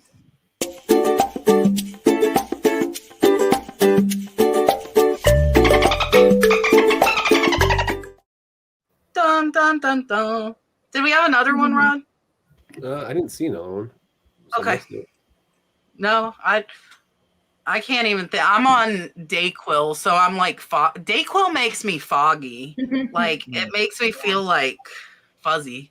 Yeah. Rating Retro, North Carolina, do you plan to have any sales or promotions or ads to boost sales for the rest of December or January, since a lot of people buy for themselves after Christmas?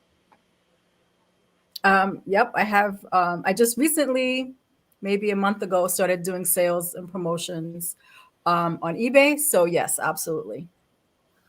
That will continue that. Probably, I'll just stop one sale, run another sale, but I'll continue to do them. Yes. And same for us, like Lissette, usually we promote our listings just because sometimes we do sell like a lot of common items. So we want to kind of boost that up a little bit. And we do have like running sales on our stores. So yes, definitely continuing the sales and promoted listings. That's been working really well for us. Yeah, you want to make sure that you price it competitively, but also run sales and promote it. Absolutely. If you guys aren't promoting your sales or promoting listings or running sales all year round, you're leaving money on the table. So not just for December, not just for January. I do it all year round. So I highly recommend you would do as well. Yeah. Yeah, and I'm gonna second that, or third or fourth it. Like, I run them all year. I don't do it, and my sales are typically kind of across the board all year. I don't see a spike in Q4 with what I sell, which I'm okay. I don't want a big spike. I would rather have even income all year versus like half my income coming from one quarter. You know, that it's like the teacher's out of school for, for 3 months. I don't want no like a space in it. Rose says, when did you know you were ready to go full-time with reselling, and how long did you sell before you decided to go full-time?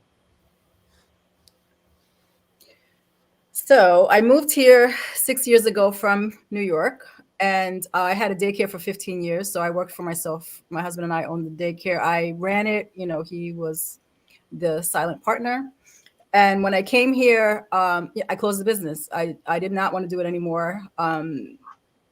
I love children, but it was just the whole bureaucratic stuff. I just didn't want to deal with it anymore. So I worked for Dick's Sporting Goods for a year and a half. They promoted me quickly and did not want to give me a pay increase. So I walked in the next day. I walked to the back office. I gave them my letter of resignation, and I never looked back. That was it.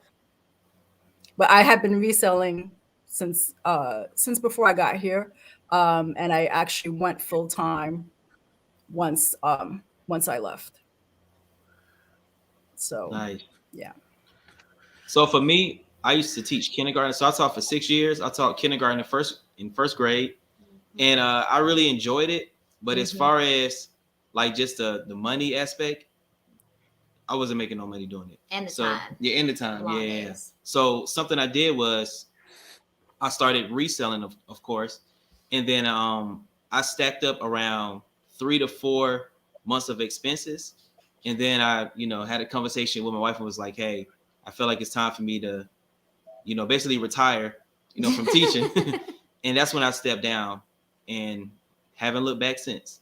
So I would say, if you're trying to get off your full-time job, like I would say save up enough money where you can live off of 3 to 4 months of expenses, but also you want to make enough, like you want to be consistent in your sales every single month, right? So when you're consistent and you have that money stacked up, and then you can kind of like either go part-time on your full-time job and then full-time with your reselling, and then eventually get off of your job full-time, or part-time, and then you'll be full-time reseller. Yeah, and I think ours is unique too, because like as a married couple, obviously like we had 2 incomes coming in the household. So there was a discussion of, when Derek felt like it was time to go full-time with the reselling business. And so, we said, we'll try it out for 6 months. And so really my income kind of covered like our basic bills and all of that stuff. And he was really, as you guys mentioned earlier, able to invest all of that money from the business into inventory. And so there was a time frame where everything he was making was going straight to building the business, building inventory.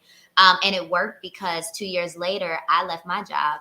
So I was working full time as a higher education administrator, and I worked with international students and helped them come into the country to get like student visas to study in the United States. And I absolutely love that job. But it was very time consuming. I didn't have a lot of time with my kids. Like Derek was over here crushing it with sales, and I'm over here working on PowerPoints. And I feel so sad for her. It was just a lot. I mean, I loved what I did, but it was a lot. And so last year was when we had a conversation, kind of like Lissette, where, my job was just kind of demanding more. They weren't trying to increase with the pay. And so me and Derek had a conversation, and he was like, babe, I've been asking you for a year to come with me full time, because at that point the business was sustainable to cover everything. And that was when I made the decision to join him and doing it full time. And so we've been doing it full time ever since. But I will say, like Derek said, have a plan. You know what I'm saying? Don't just quit everything tomorrow. Like, you want to make sure that it's sustainable. Be like me. Yeah. Oh, no judgment. No judgment, girl. You know what I'm saying? No, but, you know, no. Yeah, but you know, for us that worked, and especially for us having little kids and they're in activities and extracurriculars, you know, we just had to make it make sense for our family. Yes. For me, for a long time, I was making full-time money reselling part-time. So, but I had a good job. I was making good money there. I was helping support my family. I was reaching other goals in my life. But I got to the point where my business kept growing and kept growing. It was taking time away, and I was able to work from home for my job. And I pretty much quit a couple of years prior to that. So I was able to list while I was working my job. So for me, I was able to run my business and do the same thing. But it got to the point my job became very toxic, and life is too short. I would tell you, if it's taken away from your time for your family, if it's impacting your mental health, impacting your health in general, it's time to leave that job and look at other avenues you can go. Just because you leave your job and you do reselling full time doesn't mean you can't do Uber Eats, doesn't mean you can't do Ship, doesn't mean you can't do other stuff to help supplement your income along the way. But just like they said, you've got to have a plan in place. Make sure you have 6 months of income put aside to make sure you pay your bills. Make sure you have money put aside to pick up that inventory when it comes in, because when those opportunities come, you need to be able to jump on them. And that's the only way you're going to be able to expand your business. We just have to be smart with it, and you have to build out a plan going forward before you quit your job and go full time. So and I full said transparency. that before. Yeah, go ahead, Lissette. Go ahead. No, you're good. Go. In full transparency, I wasn't just reselling at that time. So I did do, and I still do Instacart, a lot of the gig, Uber Eats and all that stuff. So that was supplementing the income. And so, yeah, there's that. I literally have a video on my YouTube channel where I literally took my computer, I threw it in my street because I quit my job, because I put on my notice and my job was just screwing me over in bonuses and everything and making me work mandatory overtime. They tell me I'm going to start working weekends, and I had enough. And I wrote a letter to my CEO of the company, and just ignored me. So I said, okay, maybe this will get your attention. So I literally walked out my front door, and I threw my monitor in the street and just smashed it. And that was there's my new 2-week notice. So wow. So you didn't resell it? No, I looked it up on eBay first, so I'm not going to lie. I did look it up first. So yeah, so I used to say what everybody just said about have 4 to 6 months of income, and then when I got so miserable at my job that I would wake up 2 hours early and I didn't want to go to it, I didn't have it when I quit. I didn't have it. And you know what? Life's too short to be miserable. But I know myself, and I know I'm a hustler, and I know I would find a way to pay my bills. And I did. And I more than tripled my income this year. Again, I will put a video out on Christmas with my exact numbers for this year. And like I told Joey, and I like cried during my video. If you watch my video where I said I quit, I felt bad because I was telling Joey, no, you got to save up the money. No, you got benefits. No, you got this. And then I'm like, man, if he wasn't happy, like, who am I to tell him you got to do all this before you walk out? No, sometimes you got to take a leap of faith, know yourself, know that you're going to do it. And then you do like Lissette's doing, you do Instacart, you do Uber Eats, you do whatever it takes to pay your bills. I am lucky because I have YouTube as income. I have affiliate income. I have eBay. I have Poshmark. Now I have Whatnot. So I have multiple streams of revenue coming from multiple places. And I knew I would be fine. And I made over 100,000 3 years ago on eBay. So I'd had 6 figures in sales on eBay for a long time. It was just like, we might have to cut stuff, but that wasn't my goal. My goal wasn't to cut stuff. My goal, like, we go take nice vacations. We're going to Key West in 3 weeks.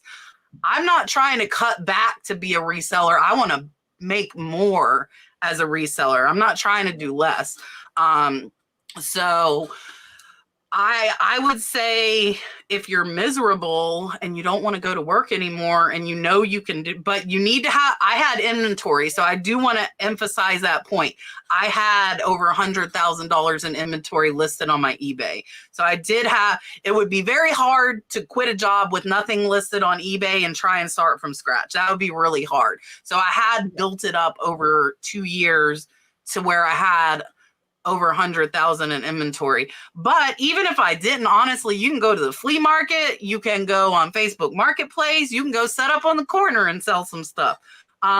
Like here, people, you know, pull their trailer and set up on the side of the road, yard sale on a Wednesday, you know? So if you're really, really miserable, I would look at the insurance because you need insurance. My insurance actually ended up being cheaper. And I felt like a ding dong because I didn't check that earlier. And that was one of the reasons I stayed at my job. And it's cheaper now that I'm paying for it myself. And if you have kids, you need to be, I think, a little more careful and make sure you can, you know, pay for what you need to pay for. But I don't know that you got to have the 4 months. I think, yeah, that's the best. But I think if you're miserable and you're waking up and don't want to go to work, then you might got to take a leap of faith and do it before you have that. You know, everyone in this panel has one thing in common, though. We all double down and bet it on ourselves. And that's the biggest thing is you have to believe in yourself. Don't let fear get the best of you. And that's the worst thing you can do is have that fear in the back of your head, because when you're 80 years old, you don't look back and have any regrets. I should have did this earlier. I wish I would have changed my life and did that. I don't want to be miserable. So biggest thing I can tell you is just you have to believe in yourself. Yeah, and I know that feeling too, where it's like you got to go to work, you're miserable, you get headaches. Like I know how that feeling where it's like I can't stand this job, right? Like I enjoyed what I did, but just the whole logistical part about like teaching and all of the pressure that's on you, like and the politics and stuff, all the little behind the scenes. And that was a lot of the stuff with nursing was the politics. Yeah, you know, like not having enough staff, like So, but what I did was I used that energy that I wanted to like complain or not go to work, call off. I used that and I put that energy into the reselling because I had a vision. I said, you know what? A year from now, I'm not going to be in this position no more. I'm going to be reselling full time. So I knew I knew my goals. I knew what I wanted to do. And that energy, I just went to work smiling and everything. But I knew in the back of my head, I said, you know what? After work, I have to go to the thrift store, spend 2 hours in the thrift store every single day and go to sleep every night around 2 to 3 a.m. and wake up at 6. So I won't be here next year. And that's exactly what I did. Right. So yeah. I was gonna say, and I was listing like 20 to 30 a day while I was working 12-hour, which was 15-hour days for a year, because my goal was to quit this month. And I got so pissed off at work in February, I did it 10 months early and said, I'm going to figure this out. And I did. I figured it out. But I think you got to know yourself. And one of the big things, like Rod was saying, you know, we double down on ourselves. You got to know that you can do it. If you think you can't or you question yourself, then you're not going to be able to do it. Like you have to know that you can do it, or that you're going to do whatever it takes to make it work. You know, that's why I said, like, I would hate to get kicked off eBay. It's my main platform, but I'd be hashtagging every darn Etsy listing I had the next day, I guarantee you, which I don't do right now, but I would be doing that and figuring out a way to get that income back up. So, and you got to figure out how much you need too, you know, because a lot of people, like we were talking about it after this last week, like my homeowner's insurance is more than my mortgage, but my homeowners and my mortgage might be half of what Jasmine and Derek have because they're in Atlanta and I'm in the country, you know, for the same or less space. So what it takes to live in rural Florida is probably a quarter of what it takes to live in California. So you really got to look at like where you live, how much money you need to make. Some people would be okay on a quarter of what I make and they would be happy. They would be fine. But, you know, we're a family of 4. We got a mortgage. I still have some student loans. We have paid like most of the rest of the debt off. So we don't have that. We're working and I paid off like 10 grand extra on my car this year. But you have to look at your like cost of living where you're at, because it's really different depending on like the different areas, you know. You also made a great point though, too, because you said that you had, I'm assuming you had all these pictures on your phone And while you were working, you were finding ways and times to list items throughout the day. Oh yeah, on your lunch break. Lunch when I was at a red light. Yep, at red lights, lunch. If you're waiting to pick your kids up from school, make sure you're listing. Get up a half an hour early. I mean, sacrifice your sleep just slightly. You can get a lot done in a half an hour, or go to bed an extra half an hour when everyone's go to bed. There's ways to put a plan together so that you can get those extra listings up, because an extra 5-10 listings a day goes a long way.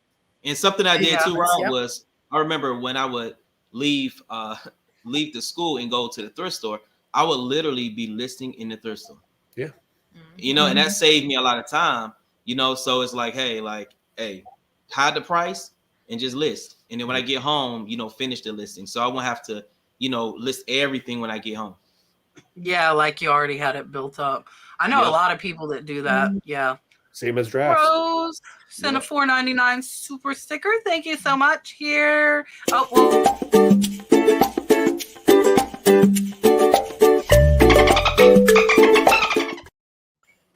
Dun, dun, dun, dun. All right.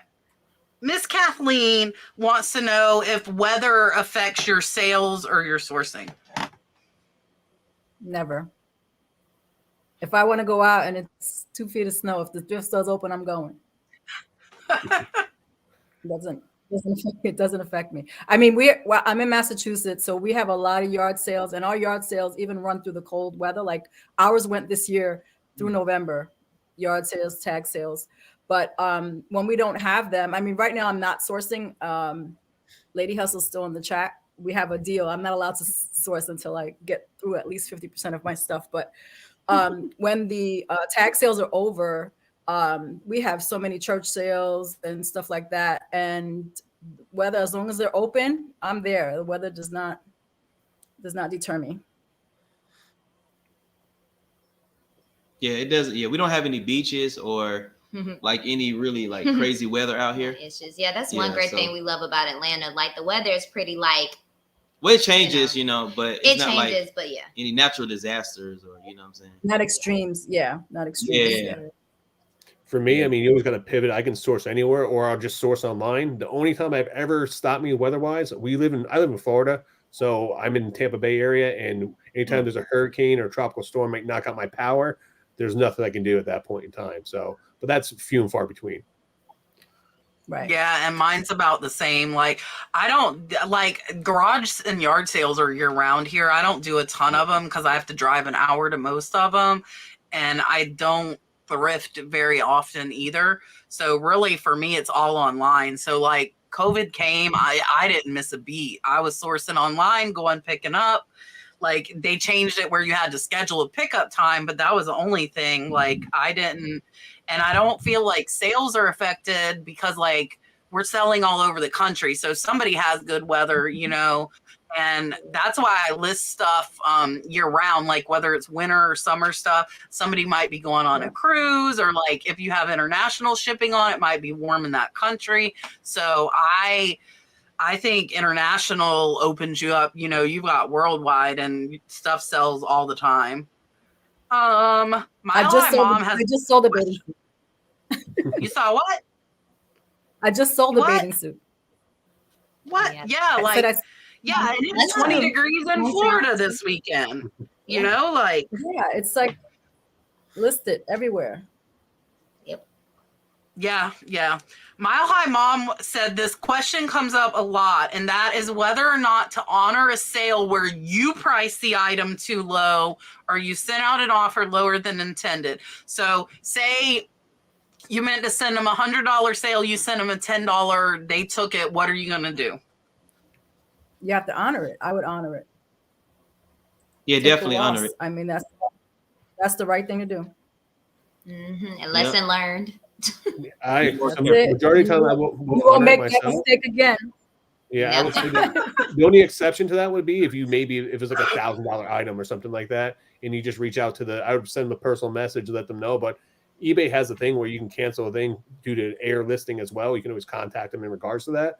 But if it's something only $50 or $100, I'm going to eat it and just a lesson learned. But if it's something big time, I would reach out to them and say, hey, you're not getting a $1,000 item for $1. It was an error in my sending out. So no, you have to honor it, right? You have to honor it, man. No, Yeah, I mean, if I agree with Rod, like 99% of the time I'm honoring it. I've actually never had any time I haven't honored it, because I think it's on you. Same thing with shipping. You can't expect the buyer to pay more in shipping because you didn't put the right amount. That's on you, Right. and you'll learn and not do it again. Yeah. But I agree with Rod. If it was like $1,000 thing, then I might be like, hey, this is not. But typically, yeah, I'm gonna honor it. Rose says, how did you choose your store name, and do buyers or the algorithm care whether you have vintage, resale, or flip in your name? I don't think the latter of that question matters. I don't personally think so. So I started on Poshmark. I'm a Poshmark girl, and Posh is my purpose. Obviously, the name fits. I had a personal Instagram, which was New England Betty Boop. And when I started my Poshmark journey, I was in groups and share groups and stuff. So I created an Instagram for Poshmark. So that's how that started. I would have liked, had I known that I'm here now doing what I'm doing, I would have tried to create a name that would have been across all platforms. But yeah, so New England Betty Boop is too long for Poshmark. So I'm going to try to figure that out. But that's how I created both names. I was Brooklyn Betty Boop was when I was in Brooklyn. And when I moved to New England, I am New England Betty Boop.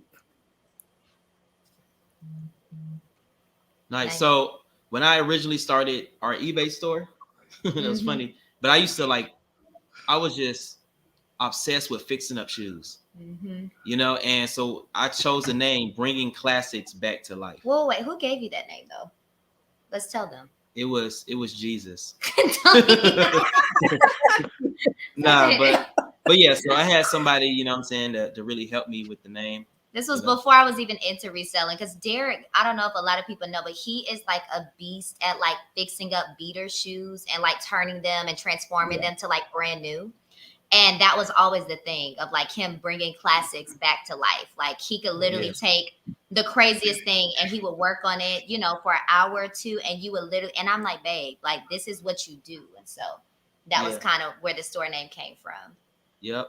Yeah, where it came from. And then as far as the name, does the store, I don't think it matters, because when people find the item they're going to buy, they don't care about your name really. They usually don't even see that. Yeah. See all that. Yeah.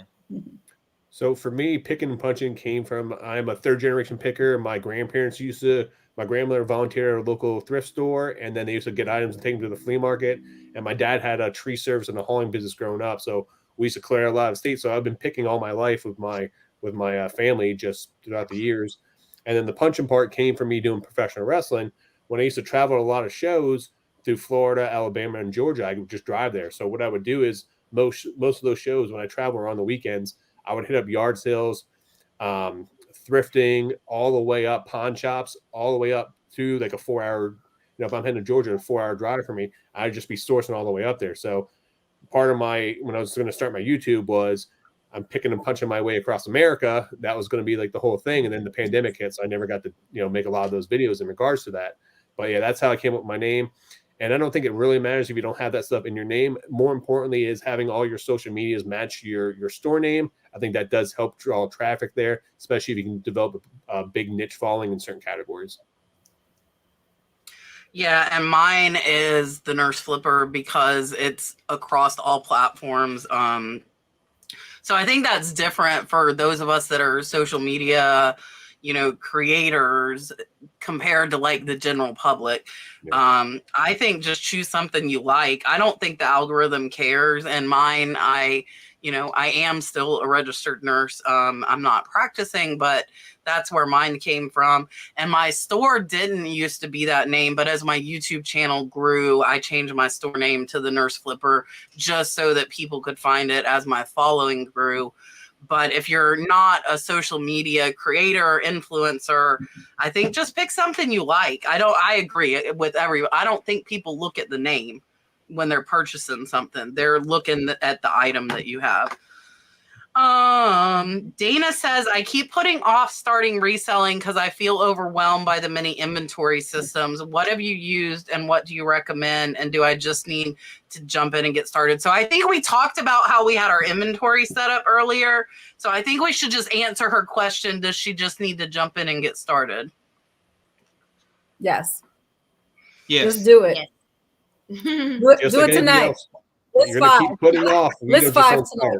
Yeah. Start right away. Yeah. Yeah. Pick a And like we platform, all list said, 5. yeah, when we talked about our inventory systems, I think all of us, like, we have changed how our inventory system is as we've grown. So as long as you market, and there's a question, Crooked Little Flower says, I can't find where to put it. So I want to tell you real quick, it's right under the subtitle. If you're listing from the computer, you have to expand the options and to turn on the custom SKU. That's what you want. It doesn't matter that you're new. Everybody has it. And on the phone, you just hit see more details and it's at the bottom of it. So you have it there. You just got to find where it's at. But just change, your inventory will grow as you grow. As long as you mark where it's at and know where it's at, then don't let that hold you back. Start listing. The hardest part is getting started most times. I think a lot of people just overthink things and make it more difficult than it really is. And then, they could have started 6 months ago because they're overthinking things. Resell to Ride says, have any of you created a profile video on your eBay account? And do you think it boosted your sales? I've heard it will help the algorithm. I have heard of it, but I have not tried it yet. Yeah, I mean, we haven't done that either, so can't really answer that question. I've heard of it like boosting. Some people have said like it boosted like 30% as far as sales or something like that, but I don't know. I haven't done that. I have done where you can put in videos in your descriptions. I've done that before with certain items in the past where you can use an external website to do that. eBay just added that feature where you can actually just upload it now to eBay. I haven't tried it yet, but I mean, it has worked in the past, especially if something is very intricate or a lot of items in a big lot and you need more than 12 photos. So that does help it. But she's, I think, saying though a profile video. Oh, profile. Not like for your listing. Yeah. I didn't even know they had that Derek, option. Derek at Fundamental says I think he has it on his. Oh, yeah. Okay. I didn't know they had that. Yeah, I didn't know either until the question came up. So I don't have it and I don't know. But I don't even know, I guess you could do almost like your trailer for your YouTube, but I don't know how many people actually go to the store. I feel like 95% of the people are just searching eBay, finding what they want, and then they buy it. So I don't see where it would be that big of a bump, honestly. All right, let me give you your dolphin, and then I see another super chat.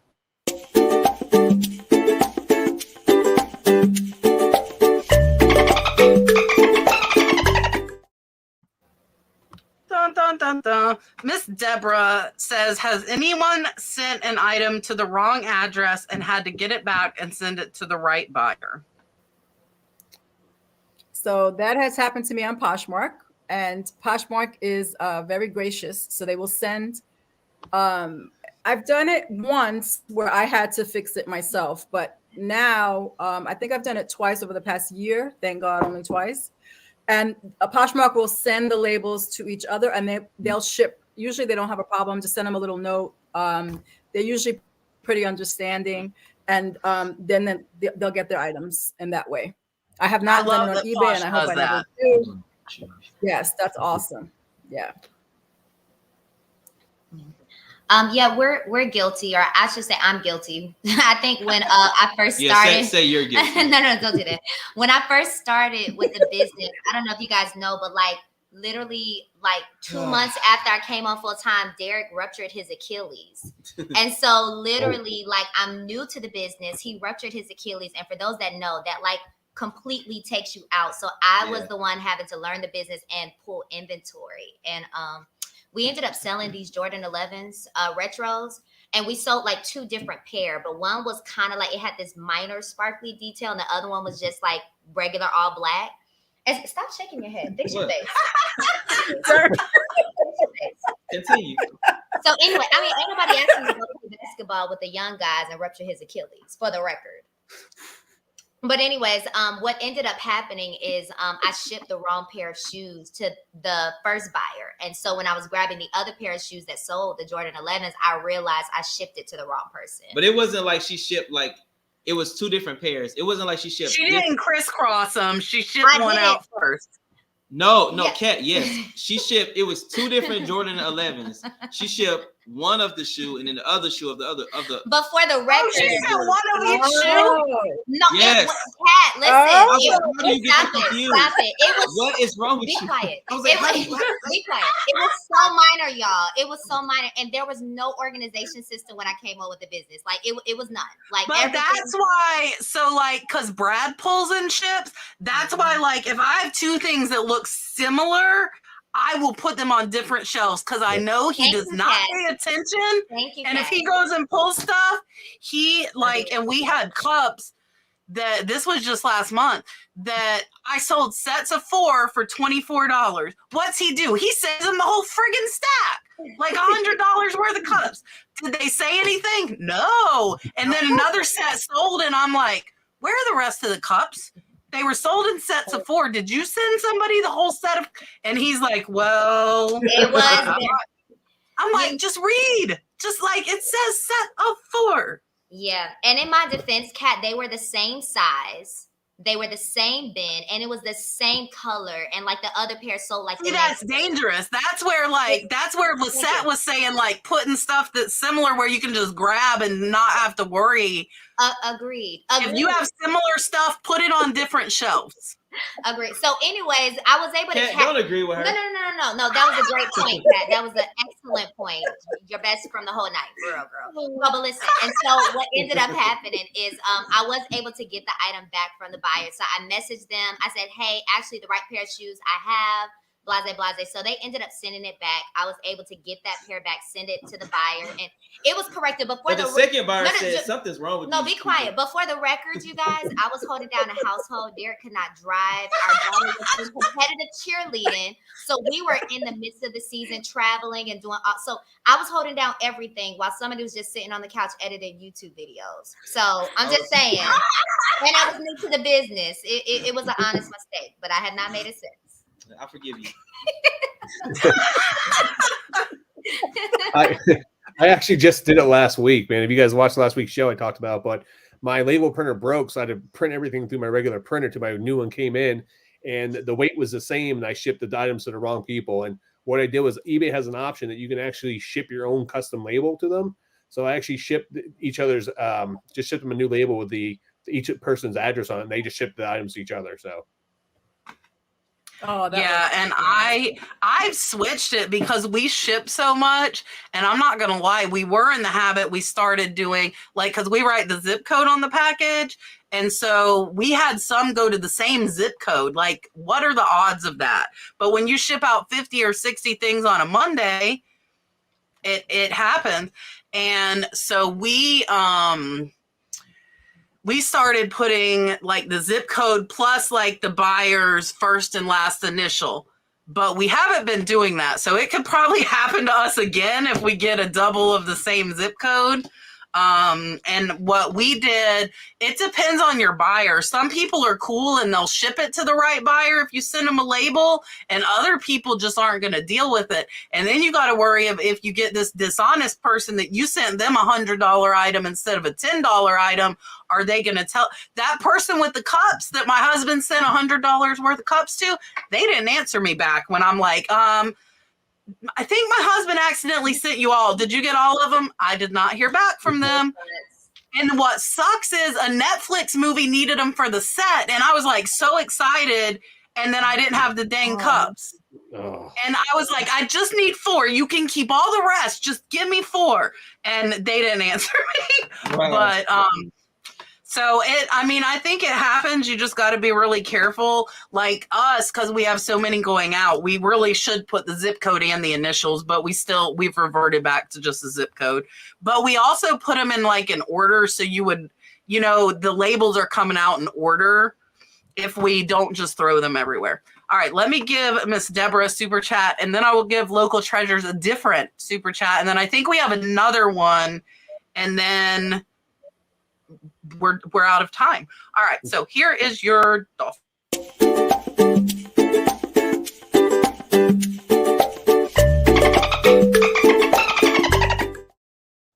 I'm going down the row. All right, that was for Miss Deborah. Here is for Local Treasures. And then do we have one more, Rod? Yeah, we got one more. That's what I thought. Okay, here's the next one. Super chat. So we get to play all of the dolphins. Amy over at Edge City Traders, $9.99 super chat. You get the Dalton riding on the dolphin. Here you go.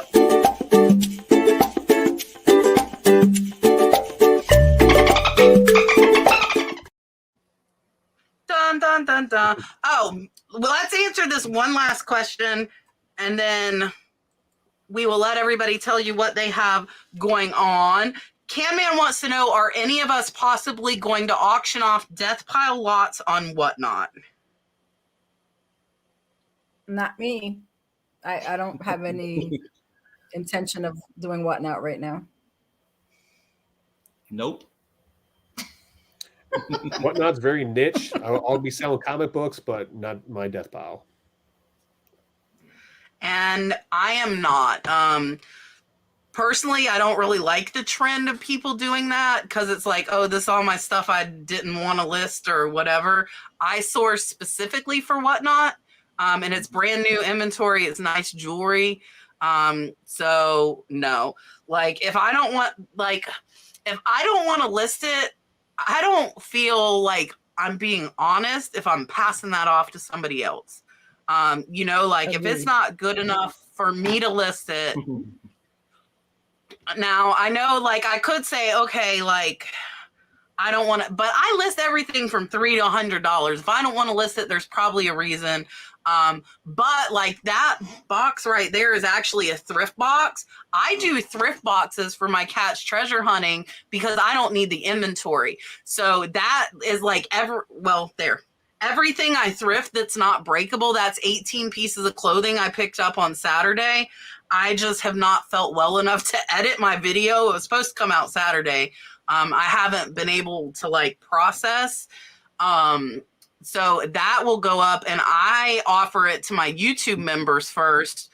So they'll get those clothes for $3 a piece and there's some $50 pieces in there. But I don't pull out. Like, I'm not like, oh, I'm going to give you all this and not this. Everything not breakable went in that box. And that's the whole, but it's not out of my death pile. I just picked it up last week. So my death pile stuff I don't want. And it's actually pretty cool. My assistant that's starting next week, she does a lot of yard sales. And I told her, I'm like, oh, I normally give the stuff to these people who sell it at the flea market. But if you want it, and she's like, really? So now I have like a built-in taker homer. And my assistant, if I don't want to list it, she's going to take it home to do a yard sale with it, which I think is cool because that's like an extra free benefit I can give her, you know, where she can sell it for like $1 or $2. Mark sent us $5 for all the drama tonight. And by the way, guys, I've made that mistake before where I shipped to the wrong buyer just to clear up. You know. Look, she's like, you need to.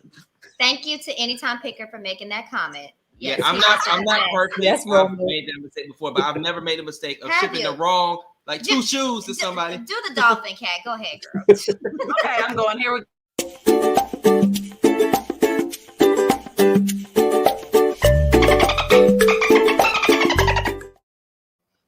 Dun, dun, dun, dun. All right, let me make Miss Lissette big. I think Melody probably knows Scott is always a pill. That's just Scott, but we love him. I think she knows. Yeah, see, look, Scott said she just assumes he is. That's what I figured. She's known him long enough. She knows.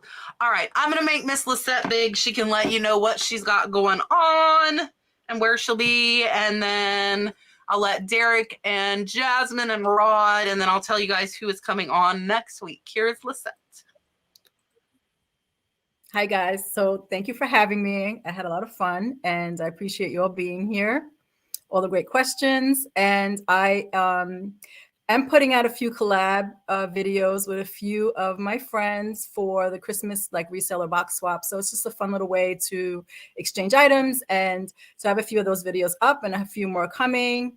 On Instagram, I am Pasha's My Purpose, and I do Instagram lives, which I'll be starting up again in January. So come check me out. If you have anything for me to share or anything like that, just hit me up and I'll be glad to help. Thanks a lot. Perfect. Here's Derek and Jasmine. Awesome. Thank you guys so much for having us tonight. We've had a blast despite the drama. You know, we really do love each other though. Oh yeah, for sure. Yeah. But anyway, so things we're doing right now, we actually have been doing a 12 days before Christmas Vlogmas on our channel. So we've literally been documenting all of our Christmas sales. And so we've been premiering that every night at 7:30. So I think we Eastern. have 7:30 Eastern Standard Time. So yeah, for those of you guys that follow our channel, y'all can see those Louis Vuitton and the Fendi. Like we got all of that. So yeah, check out our 12 days of Christmas Vlogmas. Let's see what else. We also have our new family channel that we're doing at The Real Douglas Family. So more behind the scenes, not just reselling, but really just kind of showing some of our family dynamics with our kids, because we're about to be a family of 5, in a few months. Yep. So yeah, so we love it. But for our regular channel, of course, at the ATL Flippers. At the ATL Flippers. You can follow us on Instagram at the ATL Flippers. If you have any questions, if you find shoes and you want them legit checked, you can just hit us up on Instagram and we'll, we respond pretty fast on Instagram. Yes, so, if you don't know if a pair of shoes are real or whatever, just, send us pictures and we'll help you out if we can. Definitely. Perfect. Here's Rod. You guys can find me on Facebook or Instagram under Picking and Punching. I will answer any question you guys have, so please send me a message. Check out my YouTube page. Subscribe to it, please. I just dropped a brand new video today about a massive Disney haul I just picked up. And the one before that, I had some drama in my video where we went and picked up a massive toy collection. Somebody was trying to take some items, but please, guys, check it out. And any questions you have, feel free to reach out. All right, Rod gets one more week of that, and then he doesn't get it anymore. One more week of being big at the end. I will have my what sold video out on Thursday, I think Thursday, and I have a whatnot sale all sterling silver tomorrow at 7:30 p.m. Eastern. And then I'm probably going to do Thursday, Friday on whatnot too, because I don't want to do sales Saturday and Sunday, Christmas Eve and Christmas. So that is what I will be doing as far as whatnot. And then, like I said, on Christmas, I'm putting out my numbers and I will tell you how much I made on the different platforms. And next week we will have Lily Works, which she's never been on before. So another new guest. You guys asked for some new people that haven't been on before. And then Eric, OBX Picker, has not been on in a while. So I'm excited to have Eric back on with us again. He is a good friend of mine. So we are on every Tuesday, 8 p.m. Eastern, and we will see you guys next week. Bye. Bye-bye. Bye, y'all. Bye, guys. Thank you.